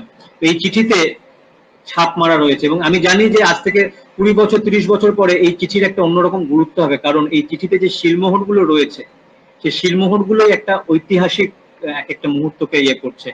এবং আমি পূর্বতন যারা এক্সপিডিশনে গিয়েছেন তারা আমি দেখেছি, তারা এরকম ফার্স্ট ডে কভার বা এনভেলপ নিয়ে গিয়েছে, যার মধ্যে এই স্টেশনের এমব্লেম তারা ছাপিয়ে নিয়ে এসেছে। হোলি, দোলের দিন ওখানে হালকা রং খেলা। ভারতীতে যেমন আরামে থাকার জায়গা, মৈত্রীতে কিন্তু বলছিলাম যেটা রিয়েল আন্টার্কটিক ফিলিংস। এই বরফের মধ্যে কন্টেনার রাখা, এই কন্টেনার গুলোতেই যারা সামার মেম্বার, আমরা যারা সামারে গিয়েছি, মানে উইন্টারিং করবো না, সামার মেম্বারদের এই কন্টেনারের মধ্যে থাকতে হবে। তীব্র ঠান্ডা, তার মধ্যে 4টে বেড। আমাদের অধিকাংশ সময় আমরা ফুল ড্রেস পরে, মানে 3 লেয়ারের ড্রেস যেটা পরতে হতো, সেই 3 লেয়ারের ড্রেস পরেই এর মধ্যে থাকতে হতো। টেম্পারেচার কখনো কখনো -15, -16, -17, এটা হলো গিয়ে থার্মোমিটার টেম্পারেচার। আর বাইরের টেম্পারেচার তো আরো কম। এমন হতো যখন আমরা নিঃশ্বাস ছাড়তাম সঙ্গে সঙ্গে বরফ হয়ে যেত। এখানে ছবিতে দেখুন, এই আমার গোফের মধ্যে বরফ জমে রয়েছে, নিঃশ্বাস বেরোচ্ছে সঙ্গে সঙ্গে সেটা ক্রিস্টাল করে বরফ ফর্মেশন হয়ে যাচ্ছে। এই বরফ ছাড়াতে গিয়ে খুব মুশকিল, যদি একবারে অনেকখানি জমে যায় নাক বন্ধ হয়ে যাবে, দ্বিতীয়ত আর বেশি জমে গেলে ছাড়াতে গেলে দাড়ি গোপ উপড়ে যাবে। এক অদ্ভুত সমস্যা হতো যখন আমরা বাইরে কাজ করতাম। এখানে এই ফুয়েল গুলোকে জাহাজ থেকে নিয়ে আসা হয়, এরকম আমি কনভয়ের ছবি পরে পরে দেখাবো। এই এটার কথা একটু বলি, এটা একটা খুব দুঃখজনক জায়গা। আন্টার্কটিকাতে ট্যুরিজম শুরু হয়েছে, আপনারা শুনেছেন অনেক জায়গাতে। এটা হলো সেরকম একটা ট্যুরিজমের জায়গা, হোয়াইট ডেজার্ট। এরা এখানে ট্যুরিজম শুরু করেছে, পৃথিবীর বিভিন্ন জায়গা থেকে ট্যুরিস্টদেরকে নিয়ে আসে, এই ইগলু হাটে রাখে। যদিও তারা অফিসিয়ালি পারমিটেড নয়, কিন্তু তারা দেখায় যে তারা বৈজ্ঞানিক অনুসন্ধানের জন্য গবেষকদের নিয়ে আসছে। বকলমে তারা নিয়ে আসে ট্যুরিস্টদের, প্রচুর টাকা নেয়, আমি সেই টাকার অঙ্কের কথা এখানে বলছি না। এবং এখানে একটা তারা বিরাট ব্যবসা শুরু করেছে আন্টার্কটিকার দিকে, এটা অচিরেই বন্ধ হওয়া উচিত। লেখালেখি হচ্ছে। আমি দেখাবো বিখ্যাত লেক প্রিয়দর্শিনী, আন্টার্কটিকাতে 13 স্কোয়ার কিলোমিটার ব্যাপী বিরাট লেক, আমাদের প্রয়াত প্রধানমন্ত্রীর নামে প্রিয়দর্শিনী লেক। সেই লেকের পুরো জমে গেছে, সেই লেকের ওপরে এই জমাট বাঁধা লেক, তলায় জল দেখা যাচ্ছে, মাঝে এয়ার বাবল বরফের মধ্যে, অদ্ভুত লাগবে। এর ওপরে আমরা হেঁটে চলে বেড়াতাম। এবার মৈত্রেয়ী যে গবেষণাগারগুলো রয়েছে, সেই গবেষণাগারের কয়েকটার প্রসঙ্গে যাই। যে মৈত্রেয়ীতে রয়েছে আইআইজির কসমিক ল্যাব, এখানে কসমিক অ্যান্টেনা রয়েছে এবং কসমিক এনার্জির ওপরে এরা বেশ কিছু কাজ এখানে করছে। ন্যাশনাল ফিজিক্যাল ল্যাবরেটরি, তারা অ্যাটমসফিয়ারিক সায়েন্সের উপরে তাদের স্টেশন রয়েছে। এর প্রত্যেকটা ডিটেলস আমার কাছে রয়েছে, আমি খুব মানে ভেতরকার ডিটেলস এর মধ্যে যাচ্ছি না, কারণ এই প্রত্যেকটা ল্যাবরেটরিতেই কনসার্ন সায়েন্টিস্টদের তারা কাজ করেন। যেমন এখানে একটা ইকুইপমেন্টের কথা আমি জাস্ট না বলেই পারছি না বলে ইনস্ট্রুমেন্টটাকে আমি রেখেছি। এটা আইআইজির ম্যাগনেটোমিটার। এটা দিয়ে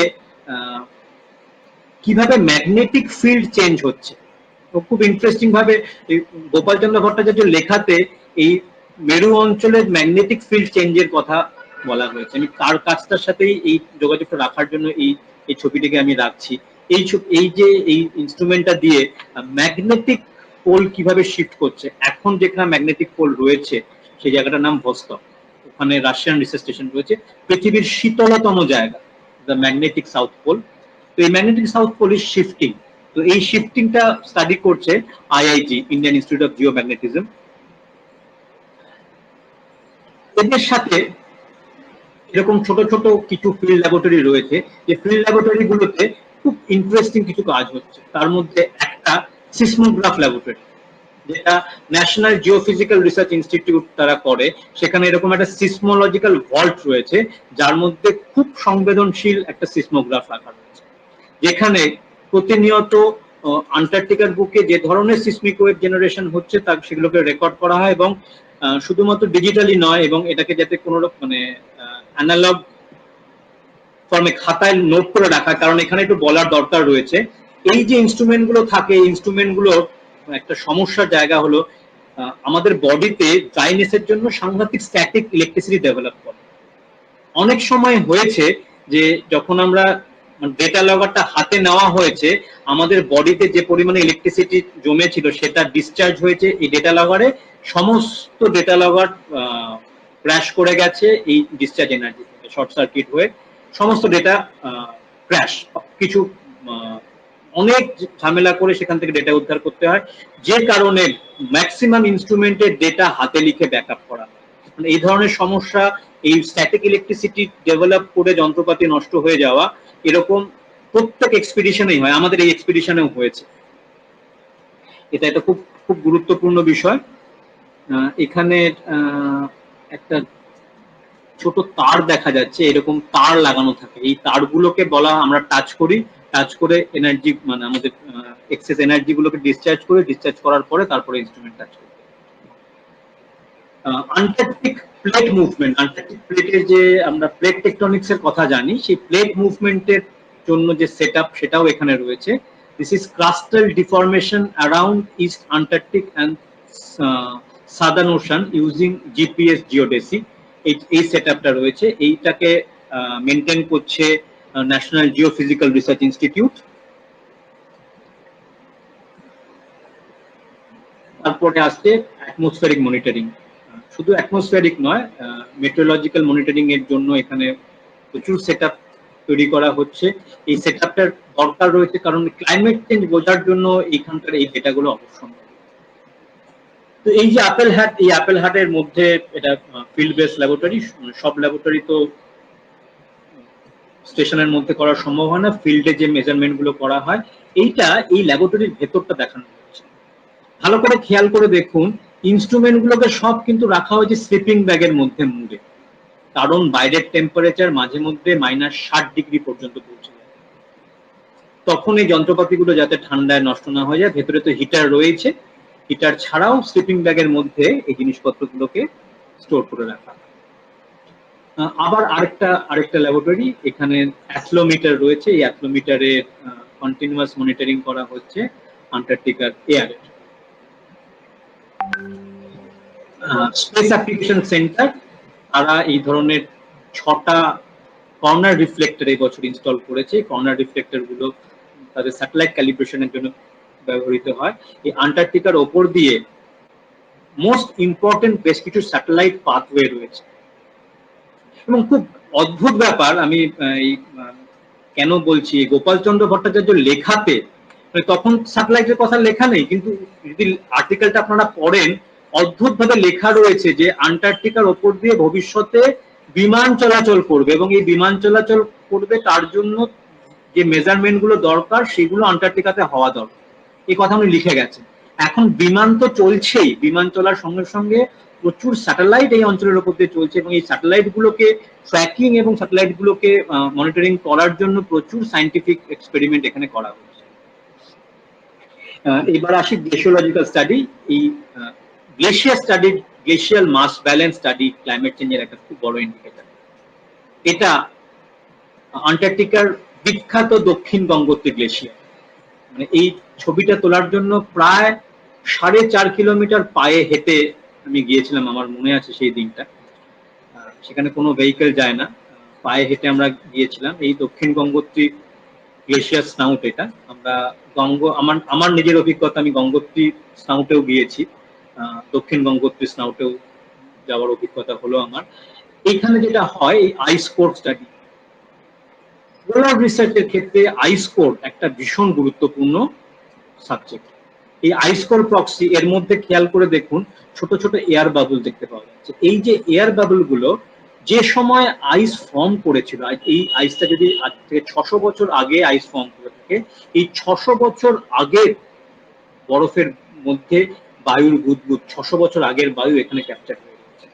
আর যদি জানতে হয় 600 বছর আগে আন্টার্কটিকার বাতাস কেমন ছিল, এই বরফের টুকরো থেকে কেটে নিয়ে সেই বরফ গলিয়ে এখান থেকে গ্যাসটা বের করে নিলেই আমরা জানতে পারবো সেই সময় বাতাসের কম্পোজিশন কি ছিল। এত ভালো আর্কাইভ বোধহয় আর কোথাও পৃথিবীর নেই যেখানে পাস্ট ক্লাইমেট সম্পর্কে ডাইরেক্ট এভিডেন্স গুলো রাখা রয়েছে, যে কারণে আন্টার্কটিক রিসার্চের একটা খুব বড় উপাদান হলো গিয়ে এই আইস কোর স্টাডি। আইস কোর নিয়ে বহু টিম কাজ করছে, আমি শুধু এইটুকুই এখানে বললাম। আইস কোরের সাথে আইস মেল্ট স্টাডি, কিভাবে আইস মেল্ট করছে সেখান থেকে এই গ্লেশিয়ার মাস ব্যালেন্স স্টাডি করা হয়। শুধুমাত্র ভারতীয় নয়, আমরা অন্য দেশের গবেষণাগারেও গেছি, তাদের সাথে ইন্টারঅ্যাক্ট করেছি, তাদের ল্যাবরেটরি দেখেছি, স্টেশন ভিজিট করেছি। এটা সেরকম রাশিয়ান রিসার্চ স্টেশন প্রোগ্রেস, আমরা আমাদের টিম নিয়ে আমরা সেখানে গিয়েছি, আমরা তাদের সেই বিজ্ঞানীদের সাথে আমাদের পতাকা নিয়ে ছবি। আমরা চাইনিজ রিসার্চ স্টেশনে গিয়েছি। আর কিছু আছে কমন অবজারভেটরি, এটার কথা যেমন বলছিলাম, এই অরোরার কথা বলছিলাম, ওই অরোরা নিয়ে যে লেখা গোপালচন্দ্র ভট্টাচার্য লিখে গিয়েছেন, এই অরোরা স্টাডি করার জন্য এই অবজারভেটরিটা ডেডিকেটেড ফর অরোরা স্টাডি। এটা টেরিটোরিয়াল জায়গা থেকে চাইনিজ রিসার্চ স্টেশনের কাছে, কিন্তু এখানে গিয়ে যে কোনো কান্ট্রি অবজারভেশন নিতে পারে, তারা ডেটা নিতে পারে। যারা অরোরা নিয়ে কাজ করতে উৎসাহী বা এই রিলেটেড অ্যাস্ট্রোনমিক্যাল অবজারভেটরির কাজ করতে উৎসাহী, তাদের জন্য এইটা একটা খুব আইডিয়াল জায়গা। কিভাবে গ্লেশিয়ার মুভ করছে, মেল্ট করছে, সেটা সেটা মেজার করার জন্য এই ধরনের পোল ইউজ করা হয়। এই পোল থেকে তার মুভমেন্ট স্টাডি করা হয়, ভেরি স্লো মুভমেন্ট, কয়েক সেন্টিমিটার পার ইয়ার। তো এই মুভমেন্ট গুলো স্টাডি করার জন্য এই equipment with differential geographical positioning system DGPS থাকে। আর এই আইস থিকনেস মেজার করার জন্য ইউজ করা হয় ডিপিআর, গ্রাউন্ড পেনিট্রেটিং র্যাডার। এখানে ছবিটা কোনো কারণে মিসিং রয়েছে। এই জিপিআর গুলো ফিট করা হয় এই ধরনের গাড়ির পেছনে, এই গাড়িগুলোকে বলা হয় পিস্টনগুলি। এটা জাহাজ থেকে মালপত্র স্টেশনে নিয়ে যাওয়ার জন্য সলিড আইসে মুভ করতে পারে। আইস মুভমেন্টের সব থেকে নির্ভরযোগ্য যান হলো গিয়ে এই পিস্টনগুলি। একসাথে অনেক পিস্টনগুলি পেছনে কন্টেনার পুল করতে করতে নিয়ে যায়, একে বলা হয় কনভয়। এই কনভয় একটা স্টেশনের সার্ভাইভালের জন্য খুব ইম্পর্টেন্ট। আর আছে স্নো স্কুটার, ছোটখাটো মুভমেন্টের জন্য স্টেশনের আশেপাশে এই স্নো স্কুটার ইউজ করা হয়। আর্কটিক ট্রাক, এটা যেমন বরফে চলতে পারে সেরকম রাগের টেরেন পাথরের ওপরেও চলতে পারে। এই আর্কটিক ট্রাক নিয়ে স্টেশনের আশেপাশে যে মুভমেন্ট গুলো, স্যাম্পল কালেকশন গুলো, যেখানে হেলিকপ্টার দরকার নেই, খুব ছোট ডিস্টেন্স, সেখানে আমরা এগুলোকে নিয়ে মুভ করি। যেটা বিস্ময়, আন্টার্কটিকাতে বড় প্লেন এখন যাচ্ছে। আন্টার্কটিকার বুকে এএলসিআই এর এই ফ্লাইট, বিখ্যাত ফ্লাইট ইলিউশন, এই ইলিউশন ফ্লাইট কেপটাউন থেকে অভিযাত্রীদের নিয়ে, আমরা যাইনি, আমাদের টিমের যারা অন্য অভিযাত্রীরা ছিল, যারা ডাইরেক্টলি ভারতীয় এবং মৈত্রীতে গেছে, তারা এই ফ্লাইটে করে গিয়েছে। এটা নোভো এয়ারবেস, আন্টার্কটিকার একটা বিখ্যাত এয়ারবেস। এটা 3টে দেশ মিলে মেনটেন করে, ভারত, চায়না এবং রাশিয়া। এই নোভো এয়ারবেস, নোভো লাজারাস্কিয়া বলে একটা রিসার্চ স্টেশন আছে, তার কাছাকাছি বলে এটার নাম নোভো এয়ারবেস। এই নোভো এয়ারবেসের ছবি এটা। এরকম 2-3 মাসে একটা দুটো করে ফ্লাইট, এখন শীতকালে কোনো ফ্লাইট চলে না, সামারে ফ্লাইটটা আসে। আর কন্টিনেন্টাল মানে আন্টার্কটিকার মধ্যে চলাচলের জন্য এরকম ছোট ছোট প্লেন, ফিডার ফ্লাইট বলে। এই তলাতে একটা বিশেষ স্লেজ লাগানো থাকে টেক অফ অ্যান্ড ল্যান্ডিং এর জন্য। এবার আসি আন্টার্কটিকার লাইফ ফর্ম। আন্টার্কটিকাতে কিন্তু কোন রকম লিফি ভেজিটেশন নেই, যেটুকু ভেজিটেশন আছে সেটা অ্যালগাল, মানে খুব রুডিমেন্টারি লেভেলে। ম্যাক্সিমাম সেগুলো অ্যালগাল ফর্ম। অ্যালগাল ফর্ম একটা ম্যাক্রোঅ্যালগি, মাইক্রোঅ্যালগি অ্যান্ড প্ল্যাঙ্কটনিক ফর্ম। এই যে ছবিটা দেখা যাচ্ছে, এটা বিজ্ঞানীদের চোখের ঘুম কেড়ে নিয়েছে। এটাকে বলে গ্রিন আইস। এটা ক্লাইমেট চেঞ্জ হওয়ার সঙ্গে সঙ্গে আন্টার্কটিক গ্রিন আইসের পরিমাণ বাড়ছে। আন্টার্কটিক অ্যান্ড আর্কটিক বোথ রিজিয়নে এই গ্রিন আইসের পরিমাণ যেটা বাড়ছে, সেটা কিন্তু আইস মেল্টিং এর একটা বড় কারণ। এই ছবিটা থেকে ভালো করে বোঝা যাচ্ছে, যেখানে যেখানে এই ধরনের অ্যালগি হচ্ছে, এরা যে এনার্জিটা অ্যাবজর্ব করছে সেটাকে বলে বায়ো অ্যালবেডো। এই বায়ো অ্যালবেডোর জন্য বরফের ওপরে যেখানে এই অ্যালগিগুলো গ্রো করছে সেগুলো মেল্ট করে দিচ্ছে। এই বায়ো অ্যালবেডোর জন্য আইস কভার এরিয়াগুলোতে আইস মেল্ট হচ্ছে, মেল্ট কুল ওয়াটার তৈরি হচ্ছে, এবং ফার্স্ট আইস মেল্টিং এর একটা ইন্ডিকেটর। এই যে অ্যালগিগুলো দেখা যাচ্ছে, এগুলো সব লেক অ্যালগি। লেকের যখন বরফ গলে যায় সেই সময় এই অ্যালগিগুলো গ্রো করে, এরকম ফ্লকের মতো ভাসতে থাকে, বা পাড়ে এসে এরকম শুকিয়ে গিয়ে বায়োমাস ফর্ম করে। আর এখানকার পাথরের ওপরে রয়েছে এই ধরনের লাইকেন, প্রচুর রকমের লাইকেন এখানে পাওয়া যায়। অ্যালগির পরেই যে ভেজিটেশনটা, সেটা হলো ডমিনেন্ট ভেজিটেশন, সেটা হলো এই লাইকেন। এবং এই লাইকেনটা অনেকেই আপনারা জানেন, এটা শৈবাল এবং ছত্রাক একসঙ্গে থেকে এই ফর্মটা তৈরি করে। আর রয়েছে মস বেড বিভিন্ন জায়গাতে। এই স্পেস অ্যাপ্লিকেশন সেন্টার এবছর এই লাইকেন এবং মসের ম্যাপিং, আন্টার্কটিকাতে কোথায় কোথায় এই মস এবং লাইকেন রয়েছে, স্যাটেলাইট ইমেজ ইউজ করে এখানে ওদের সায়েন্টিস্ট চন্দ্রপ্রকাশ সিংকে দেখা যাচ্ছে they are measuring the reflectance from this moss bed, যাতে করে তারা স্যাটেলাইট ডেটার সাথে সিঙ্ক্রোনাইজ করা। এটা আন্টার্কটিক জীববৈচিত্র্যের একটা স্তম্ভ। ফুড চেনের most important component Antarctic krill, যে ক্রিল খেয়ে তিমি থেকে শুরু করে পেঙ্গুইন সবাই বেঁচে থাকে। এই ক্রিলের স্যাম্পল আমরা যখন স্যাম্পলিং করেছি আমাদের আমার কাজের স্যাম্পলের সাথে আমরা কিছু ক্রিল কালেক্ট করতে পেরেছিলাম।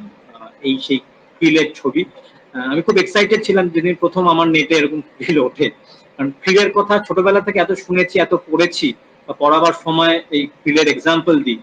সে আমার স্যাম্পলিং নেটে যখন ক্রিল এলো, I was very much excited. এরকম অজস্র রকম পাখি, আমি সেই বৈচিত্র্যের কথা যাব না, প্রায় 42 রকমের পাখি আমরা এখানে পেয়েছি। সেই পাখির কথাগুলো বলতে গেলেই অনেক অনেক গল্প হয়ে যাবে। একটা দুটো শুধু বলবো, যার কথা না বললেই নয়, ওয়ান্ডারিং অ্যালবাট্রাস, উড়ন্ত পাখিদের মধ্যে সবচেয়ে বড় ডানার পাখি, অদ্ভুত, জাহাজের সঙ্গে সঙ্গে ঘুরে বেড়াতে। এদের ক্যাপাসিটি প্রায় 3000 কিলোমিটার পর্যন্ত এটা উঠতে পারে। শুধু ওয়ান্ডারিং অ্যালবাট্রাস নয়, শুটি অ্যালবাট্রাস, লাইট ম্যান্টেল অ্যালবাট্রাস, এরকম বহু পাখি আমরা, পেলাজিক বার্ড যেগুলো জাহাজের সঙ্গে সঙ্গে উঠতো, আন্টার্কটিকা পর্যন্ত আমাদের সঙ্গে হয়েছে। আন্টার্কটিকার মূল ভূখণ্ডে কিন্তু পাখি খুব বেশি পাওয়া যায় না। অনলি মানে মেজর পাখি বলতে 4 রকমের পাখি। পেট্রিল, পেট্রিলের মধ্যে তাও 2 রকমের পেট্রিল পাওয়া যায়, একটা হলো স্নো পেট্রিল আর একটা স্টর্ম পেট্রিল। এই স্নো পেট্রিলের ছবিটা WIA এর সৌজন্যে wild life institute of India, তারা এখানে long term wild life monitoring করছে। এটা তাদের একটা নেস্টের মধ্যে ক্যামেরা বসানো ছিল, সেখানে এক মা স্নো পেট্রিল ডিমে তা দিচ্ছে। রেয়ার ছবি, এটা WIA এর সৌজন্যে পাওয়া এই ছবিটা। সাদার্ন পোলার স্কুয়া, বরফের বাজ পাখি, শিকারী পাখি। এরা মূলত পেট্রিল এবং পেঙ্গুইনের ছানাদের খেয়ে বেঁচে থাকে, প্রেডারি বার্ড, এবং মানুষদের অ্যাটাক করে না। আমাদের ফিল্ডের কাজের সময় বহুবার আমরা এদের তারা অ্যাটাক হয়েছে, এবং আমাদের সঙ্গে জিনিসপত্রগুলো থাকতো সেগুলোকে এরা খাবার মনে করতো, বিশেষ করে কালারফুল কিছু দেখলে পরে, এবং অ্যাটাক করে ছিনিয়ে নেওয়ার তারা অ্যারেঞ্জমেন্ট করতো আর কি। খুব মানে খুব নাকাল। এরা এই ঠান্ডার মধ্যেও টান করে। প্রিয়দর্শিনী লেকের একটা পোর্শন যেটা জমেনি, সেই জলে এই পোলার স্কোয়া চান করছে। এই পোলার স্কোয়াকে ট্যাগিং করা হয়েছে, এটা আমাদের রিসার্চ প্রোগ্রামের একটা পার্ট, WIA করেছে। এখানে দেখতে পাচ্ছেন জিও ট্যাগ কলার, এখানে এদের পায়ে বেরি পরানো হয়েছে। এরা কোথায় কোথায় উড়ে যাচ্ছে সেই ইনফরমেশন গুলো এই ট্যাগ থেকে পাওয়া যায়।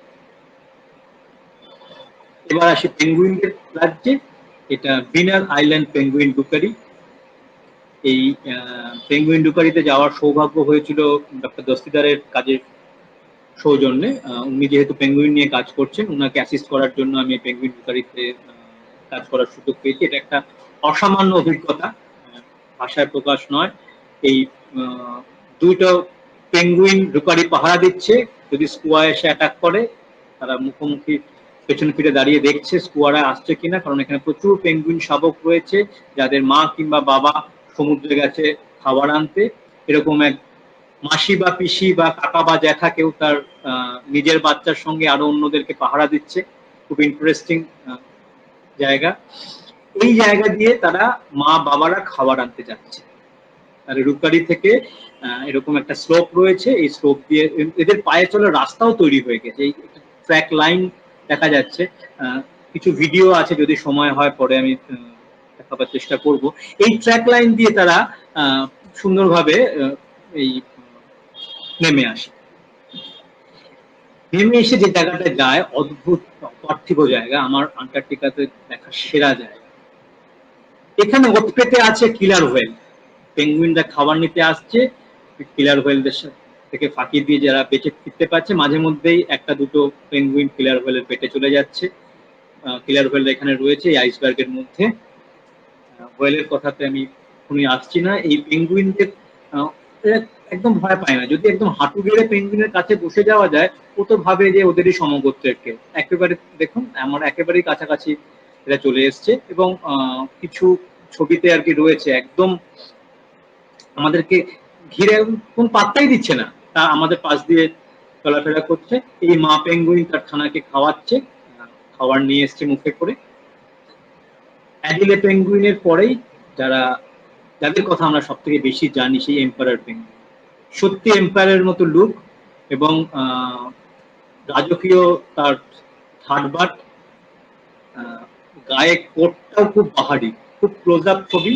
আমার সুযোগ হয়েছিল এই পেঙ্গুইন দম্পতিকে খুব কাছ থেকে ছবি তোলার সুযোগ পেয়েছিলাম। সেখানে এই তার ফেদার প্যাটার্নটাও দেখতে পাওয়া যাচ্ছে এই ছবিটাতে। তাদের মুভমেন্ট, আমাদের পেঙ্গুইনদের মুভমেন্ট আমরা এই হেলে তুলে চলাটাই দেখি, কিন্তু যখন ওদের তাড়াতাড়ি মুভ করতে হয় তারা কিন্তু মোটেই হাঁটে না, তারা পেটের ওপর ভর করে এরকম বরফের ওপরে খুব তাড়াতাড়ি গ্লাইড করে চলে যায়। পেঙ্গুইনরা কিন্তু অদ্ভুত ভালো সাঁতারু। একটা ছোট্ট মুহূর্ত শেয়ার করছি, এটা আমার একটা খুব রেয়ার মুহূর্ত আন্টার্কটিকাতে পাওয়া পেঙ্গুইনদের মুভমেন্টের। আমরা যখন ইন্ডিয়া বেতে এসেছি তখন এই পেঙ্গুইনটা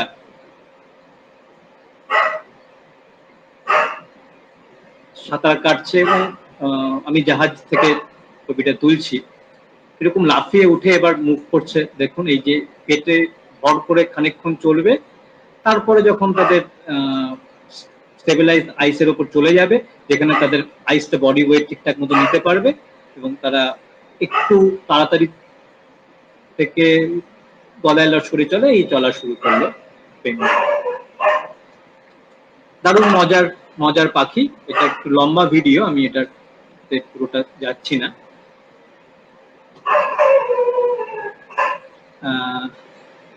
পেঙ্গুইনের পরে যারা আসবে তারা হলো গিয়ে সিল। আন্টার্কটিক থেকে সিল প্রায় আমরা হাফিস করে দিয়েছি আমরা মানুষরা। পেঙ্গুইন, সিল এবং তিমি মাছ যে কি পরিমাণে মেরেছি এটা গোপাল বাবুর লেখাতেই রয়েছে। লেখাটা যদি পারেন একটু পড়বেন, ভালো লাগবে। এই সেই ক্র্যাব-ইটিং সিল এবং এই যে ছবিটা, এটা one of the rare photograph আমরা এক্সপিডিশনে একবারই পেয়েছি। রেয়ারেস্ট আন্টার্কটিক ফার সিল, মাত্র কয়েকশো সিল রয়েছে, তারা অপেক্ষা করছে অবলুপ্তির জন্য। Just few hundred species left in the world. বিভিন্ন রকমের তিমি মাছ খুব কাছ থেকে পেয়েছি। এটা সেই প্রায় তিমি মাছের ঘাড়ের ওপর থেকে তোলা ছবি। রাতের আকাশ আমরা মৈত্রীতে গিয়ে পেয়েছিলাম, অদ্ভুত আকাশ। এই আকাশের কথা ভাষায় বর্ণনা করা যায় না। মানে অ্যাস্ট্রোনমি নিয়ে যারা কাজ করেন সত্যি যে স্বর্গ। এটা প্রিয়দর্শিনী লেকের উপরে রিফ্লেকশন, রূপোর মতো মনে হচ্ছিল লেকটা রূপো দিয়ে তৈরি। এই সেই রাতের আকাশ। কত যে নক্ষত্র, যে মিল্কি ওয়ে গ্যালাক্সিকে যে এরকম দেখতে হয় সেটা কোথায় বইতেও পড়িনি বা কোথাও দেখিও নি, যে খালি চোখে দেখে। এই ছবি থেকে কিছুই বোঝা যাচ্ছে না। ছবিটা আমি বলছি যে ছবি দেখে মনে হচ্ছে যেন অদ্ভুত, কিন্তু আমি যখন চাক্ষুষ দেখেছি সে দেখার কোনো বিকল্প নেই। এই সেই আকাশ, এত তারা আকাশে থাকে, মানে না দেখলে বিশ্বাস করা যায় না। এটা আমার খুব পছন্দের একটা ছবি। এই মিল্কি ওয়ে গ্যালাক্সিটা একটা পোর্শন এবং সেখান দিয়ে একটা শুটিং স্টার উল্কা খসছে আর কি, সেরকম একটা খসা উল্কা। এই উল্কা নিয়ে গবেষণা আন্টার্কটিকার একটা খুব গুরুত্বপূর্ণ জায়গা। গত বছর ন্যাশনাল ফিজিক্যাল রিভিউতে একটা বড় আর্টিকেল বেরিয়েছে, আন্টার্কটিকার উল্কাতে আয়রন 60 আইসোটোপ পাওয়া গেছে, যেটা কিনা ইন্ডিকেট করছে সোলার সিস্টেমের বাইরে থেকে এসে কোনো উল্কা এখানে পড়েছে। এরকম প্রচুর উল্কা এখানে আর্কাইভ হয়ে রয়েছে। উল্কা নিয়ে কাজ হচ্ছে, Antarctic meteorite location and mapping project. এটা একটা বড় প্রজেক্ট এবং 35th এক্সপিডিশনে প্রচুর কাজ হয়েছে এই উল্কার ওপরে আমাদের ইন্ডিয়ান স্টেশনের আশেপাশে। আর এই সেই অদ্ভুত মেরুজ্যোতি যেটা দিয়ে আমি আজকে লেকচার আমরা শেষের পথে। এই যে কি দৃশ্য আমি মানে ভাষায় প্রকাশ করা যায় না। এই মেরুজ্যোতির কথা গোপাল বাবু লিখে গিয়েছেন, আমি তার জায়গা দিয়ে শেষ করব। এই ছবিটা একদিকে মেরুজ্যোতি, আরেকদিকে মিল্কি ওয়ে গ্যালাক্সি, অদ্ভুত কম্বিনেশন। ভারতীয় স্টেশনের ওপরে, মৈত্রীর ওপরে মেরুজ্যোতির খেলা। ভিডিওগুলো খুব ইন্টারেস্টিং। এই this are known and dancing aurora. এই অরোরাগুলো কিন্তু নাচ করে, আর তার পেছনে অজস্র তারার মধ্যে এই অরোরাগুলো ফর্ম করেছে। ফিরে আসা, এবার ফেরার পথে আমরা আবার এশিয়ার ক্রস করে ফিরছি। ফিরে আসাটা কিন্তু খুব দুর্গম ছিল, আমাদের যাওয়ার থেকেও বেশি দুর্গম, কারণ খুব বাজে ওয়েদার। এবং ফেরার সময় একটা এই ছবিটা দেখলে পরেই বুঝতে পারা যাবে আমাদের এই রাস্তাটা দিয়ে ফেরার কথা ছিল। এবং ওই সময়ে সাদার্ন ওশান অ্যান্ড আটলান্টিকে 4খানা সাইক্লোন, ইমাজিন করুন। এটা একটা আমাদের রুটের মধ্যে একটা বড় সাইক্লোন, এবং এই পুরো রিজিয়নটা এই সাইক্লোন মুভ করেছে, এবং আমাদেরকে এই সাইক্লোনটাকে অ্যাভয়েড করার জন্য এই রুটটা দিয়ে প্রায় 1,500 কিলোমিটার এক্সট্রা ট্রাভেল করতে হয়েছে। এই আমাদের যাওয়ার কথা ছিল এখান থেকে স্ট্রেট এখানে, এই ডিস্টেন্সটা 7,500 কিলোমিটার, 7,000 কিলোমিটার। তার বদলে আমাদেরকে এই পাথওয়ে দিয়ে ঘুরে যেতে হয়েছে, কারণ এই সাইক্লোন সিস্টেমের মধ্যে পড়ে আমরা ভীষণ ভীষণ রকম ব্যাড সাফারিং হয়েছিল। তো এই অতিক্রম করে আমরা ফিরে আসছি, ফিরে আসার আটলান্টিকে আবার ফিরে এসেছি। এই মূল ভূখণ্ড দেখা যাচ্ছে। এই মূল ভূখণ্ড দেখা যাওয়ার সঙ্গে যেটা ট্র্যাজিকটা, এখানে এসে প্রথম জানতে পারলাম পৃথিবী করোনার গ্রাসে। আমাদের জাহাজ আটকে দেওয়া হলো, ঢুকতে দেওয়া হচ্ছে না কেপটাউন বন্দরের বাইরে।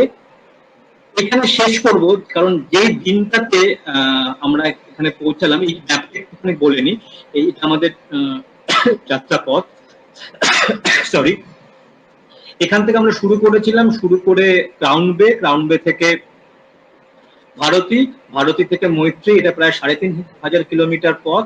মৈত্রী থেকে এই পথে আমরা ফিরতে পারিনি, এই সাইক্লোনের জন্য আমাদেরকে এই ঘুরপথে ফিরতে হয়েছে। টোটাল আমরা 19,000 কিলোমিটার ট্রাভেল করেছি এই এক্সপিডিশনে। এটা হিউজ পথ, এবং এখানে আমাদের যাত্রা গিয়ে যখন শেষ হলো 8 এপ্রিল, এবং আজকে আমি লেকচারটা বানাতে গিয়ে উপলব্ধি করলাম যেদিন আমরা যাত্রা শেষ করেছিলাম 8 এপ্রিল আমাদের গোপাল বাবুর মৃত্যুদিন। তো ওনাকে সম্মান জানিয়ে আমি আমার লেকচারটা শেষ করছি, ওনার কথা দিয়ে শেষ করব। এই প্রশ্নটা আমাকে অনেকেই করেছেন এখনো, মানে এই 65 বছর পরেও, কুমেরু অঞ্চল গিয়ে কাজ করার প্রয়োজন কি? তার উত্তরটা অদ্ভুতভাবে লিখে গিয়েছেন, অনেক বড় উত্তর, আমি জাস্ট কয়েকটা পয়েন্ট এখানে দেখেছি। ভূভাগের বিরাট তুষারমণ্ডল দক্ষিণ গোলার্ধে এবং কিয়ত পরিমাণে সমগ্র বিশ্বের আবহাওয়া নিয়ন্ত্রিত করে। আমরা জানি ক্লাইমেট চেঞ্জ এখন কিরকম ভাবে পোলার রিজিয়নকে এফেক্ট করছে, এবং এই যে এখানকার বায়ুমণ্ডল, এখানকার ওয়ার্মিং হয়ে যাওয়া কি এফেক্ট করছে সেটা উনি লিখছেন। বহু বছর ধরিয়া প্রতিদিন পর্যবেক্ষণ করিবার ফলে বিশ্বের আবহাওয়া পরিবর্তনের পূর্বাভাস করা সম্ভব। এই আবহাওয়া পরিবর্তনের পূর্বাভাসের কথা উনি 55 সালে লিখে গেছেন। ভাবা যায় কতটা অ্যাহেড অফ টাইম তিনি ছিলেন। এরপরে উনি লিখেছেন যে বিমান চলাচল, তার জন্য কি কি দরকার, আমি সেখানটা রিপিট করছি না। এই যে উনি লিখছেন আবহাওয়া পরিবর্তনের পূর্বাভাসের কথা, এটা আমরা ফিল করেছি। এটা লাস্ট ঘটনা আন্টার্কটিকাতে, T shirt weather in Antarctica. এই আমাদের থার্ড লেয়ার ছাড়াই আমরা আন্টার্কটিকাতে সেদিন বাইরে, 6 ফেব্রুয়ারি সেদিন এসপারেঞ্জা স্টেশনে আন্টার্কটিকার হাইয়েস্ট টেম্পারেচার 18.3 ডিগ্রি। 18.3 ডিগ্রি কলকাতাতেও অনেক সময় শীতকালে থাকে না। ভাবুন তো, আন্টার্কটিকাতে 18.3 ডিগ্রি। যদিও ভারতীতে সেদিন আমাদের টেম্পারেচার, আমরা অনেক ওয়ার্মার ছিলাম, জাস্ট একটা মিডিল লেয়ারে আমরা বাইরে ছিলাম, সেদিন 7 ডিগ্রি টেম্পারেচারের কাছাকাছি টেম্পারেচার ছিল। কিন্তু আন্টার্কটিকার এই ম্যাপ, উপগ্রহ চিত্র থেকে দেখা যাচ্ছে সেই দিন 6 তারিখ 6 ফেব্রুয়ারি এবছর আন্টার্কটিকাটা কিভাবে হিটেড হয়েছে। তো এই আমি গোপাল বাবুর লেখাতে যে ক্লাইমেট চেঞ্জ সম্পর্কে প্রেডিকশন এত বছর আগে উনি লিখে গিয়েছেন, সত্যি অবাক করে দেয়। আমি সময় শেষ, আমি শেষ করব। আমি থ্যাংক ইউ জানাবো আমার পুরো টিমকে। আমি ভীষণভাবে গর্বিত, আমার দেশকে আমি রিপ্রেজেন্ট করতে পেরেছি এক্সপিডিশনে। তার জন্য এনসিপিআর, মিনিস্ট্রি অফ আর্ট সায়েন্সের কাছে আমি কৃতজ্ঞ। আমি আমার বিশ্ববিদ্যালয়, কলকাতা বিশ্ববিদ্যালয় থেকে যাওয়ার অনুমতি পেয়েছি, এবং বিশ্ববিদ্যালয়কে এরকম অভিযানের অংশীদারি করতে পেরেছি, তার জন্য আমি খুব কৃতার্থ। আমি আমার স্টুডেন্ট যাদের সাহায্য ছাড়া আমি এখানে যেতে পারতাম না, আই মাস্ট অ্যাকনলেজ দেম। এবং আজকে আমি বঙ্গীয় বিজ্ঞান পরিষদের কাছে ধন্যবাদ জানাবো, বঙ্গীয় বিজ্ঞান পরিষদকে এরকম একটা লেকচার গোপালচন্দ্র ভট্টাচার্যের মতো নামাঙ্কিত একজনের স্মৃতি বক্তৃতা আমাকে দেওয়ার সুযোগ দেওয়ার জন্য অনেক ধন্যবাদ। এখানে আমার ইমেল অ্যাড্রেসটা রয়েছে, যদি আপনাদের কোনো ফিডব্যাক থাকে জানালে খুব ভালো লাগবে। যদি আন্টার্কটিকা সম্পর্কে কোনো প্রশ্ন থাকে বা কেউ কাজ নিয়ে উৎসাহী হন, যোগাযোগ করলে খুব ভালো লাগবে। আমার ইমেল অ্যাড্রেস punarbasu_c@yahoo.com। ধন্যবাদ। ধন্যবাদ কুমার বসু। শুনতে পাচ্ছ আমার কথা এবারে? হ্যাঁ, শুনতে পাচ্ছি। 1 মিনিট। হ্যাঁ হ্যাঁ, এতক্ষণ ধরে মুগ্ধ হয়ে শুনছিলাম অধ্যাপক কুমার বসুর বক্তৃতা। তুমি আলো জ্বালতে ওঠার সময় পাওনি, তুমি আলো জ্বালতে ওঠার পাওনি। না, হ্যাঁ, আলো জ্বালতে ওঠার সময় পাইনি। হ্যাঁ, আমরা পারিনি, সত্যি কথাই। আচ্ছা কুমার বসু, দু একটি প্রশ্ন আছে, আমরা এতক্ষণ ধরে শুনছি, আমাদের খুবই ভালো লাগলো, অনেক খুব ভালো লেগেছে। দু একজন জিজ্ঞাসা করেন, ছোটখাটো একজন জিজ্ঞেস করছে যে মাছ, এটা বুঝতে পারছি না ঠিক করছে, মাছ দেখা গেছিল কেন? মাছ দেখা গেছিল কোনো? না, আন্টার্কটিকাতে ওয়াটার বডিতে, ইনল্যান্ড ওয়াটার বডিতে কোনো মাছ নেই আন্টার্কটিকাতে, কিন্তু সমুদ্রে মাছ রয়েছে, সমুদ্রে অনেক মাছ রয়েছে। আচ্ছা, একজন জিজ্ঞেস করেছেন বৃষ্টি পাননি? বৃষ্টি, হ্যাঁ, বৃষ্টি ওখানে জল পড়ে না, বরফ পড়ে।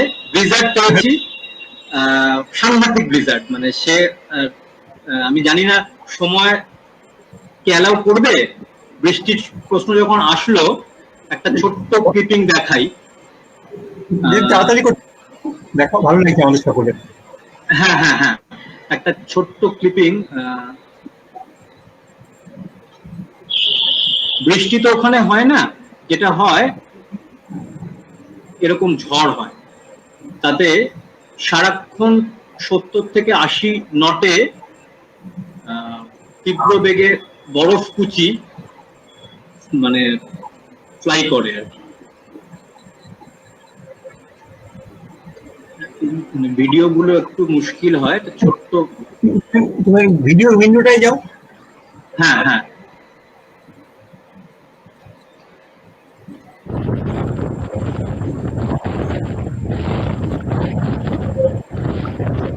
এইটাই বৃষ্টি বলুন, ঝড় বলুন, ব্লিজার্ড বলুন, এইটা প্রথমে দেখা যাচ্ছে।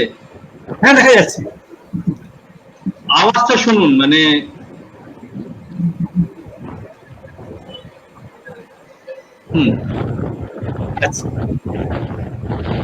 হ্যাঁ, এটাই। হ্যাঁ, তুমি আরেকটা প্রশ্ন করেছে যে বই লিখছো তো, তোমার অভিজ্ঞতা নিয়ে। এটা একটা খুব কঠিন প্রশ্ন। এটা আমারও প্রশ্ন। ইচ্ছে আছে, আমি জানি না কতটা কি হবে, মানে এই যে মানে দু একটা প্রশ্ন তো তুমি দিয়ে দিয়েছো। একজন জিজ্ঞাসা করেছেন যে চাঁদ কি দেখা যায় অ্যান্টার্কটিকা থেকে? তুমি তো ছবি দিয়ে। হ্যাঁ হ্যাঁ হ্যাঁ, এটা দোল পূর্ণিমার চাঁদ ছিল, ওই যে চাঁদের ছবিটা। তো হ্যাঁ, জিজ্ঞাসা করেছেন তুমি যে স্যাম্পেল গুলো পেয়েছো সেগুলো কি মেনব্যান্ড প্লাস্টিক? একজন জিজ্ঞেস করেছেন। দুটোই, মানে এটা নিয়ে খুব বিশেষ কিছু বলবো না, কারণ বলা ইয়ে আছে এই মুহূর্তে। আমি যেটা ছবিতে যেটা ইয়ে করেছি, দেখিয়েছি, ওটা মেনল্যান্ডের নয়, মেনল্যান্ডেও আমরা পেয়েছি। আচ্ছা, ঠিক আছে। সেটা ফটোগ্রাফ এখানে আমি ইয়ে করিনি, দিইনি, কারণ এটা সোশ্যাল মিডিয়াতে রয়েছে বলে। ঠিক আছে, তোমার গবেষণার বিষয়, তার নিয়ম মানতেই হবে। মানে গবেষণার বিষয় ছাড়াও এটা কিছু মানে ইন্টারন্যাশনাল প্রোটোকলও রয়েছে আর কি, মানে এটাকে মানে বলতে গেলে আমাকে আর কি কিছু প্রপার চ্যানেল বলতে হবে। আচ্ছা, তুমি আমাকে আগে বলেছিলে। আচ্ছা, একজন জিজ্ঞাসা করে, আচ্ছা একজন, এটা আমাদের ব্যাপার, একজন জিজ্ঞাসা করেছেন যে এটা রেকর্ডিং থাকবে কিনা। আমরা আশা করছি রেকর্ডিংটা পেজে থাকবে। আচ্ছা, পেঙ্গুইন ছাড়া আর কোনো প্রাণী কি দেখেছিলে? তারপরে তুমি কিছু দেখিয়ে। সিল দেখেছি, ওয়েল দেখেছি, আর এখানকার অ্যানিমালদের মধ্যে মানে সিল, ওয়েল, পেঙ্গুইন আর স্কুয়া আর পেট্রিল, আর কোনো কিছু অ্যানিমাল এখানে সেভাবে নেই। আচ্ছা, আরেকজন জিজ্ঞেস করেছেন যে মেরু ভাল্লুক থাকে কি আন্টার্কটিকায়? না, মেরু ভাল্লুক দেখেছি আমি, সেটা হলো গিয়ে উত্তর মেরুতে। হ্যাঁ হ্যাঁ, দক্ষিণ মেরুতে মেরু ভাল্লুক নেই, আমি দেখেছি সেটা আগের এক্সপিডিশনে। আচ্ছা,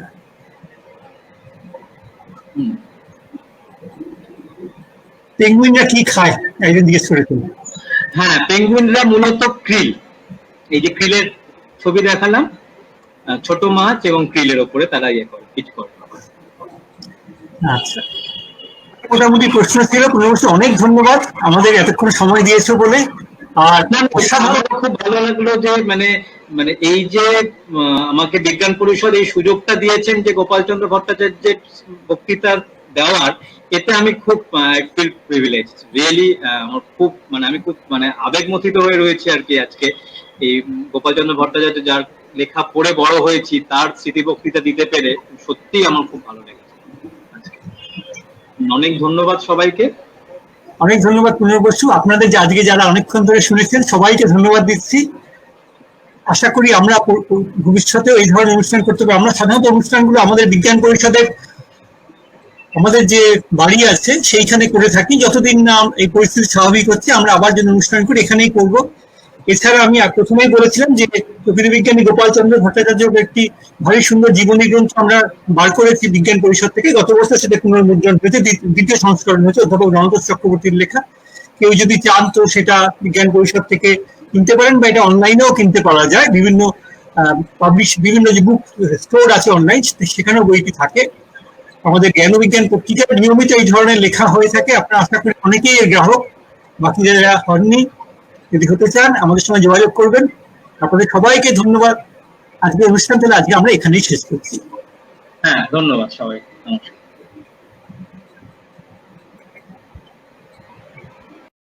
Subscribe now and press the bell icon. Never miss an update.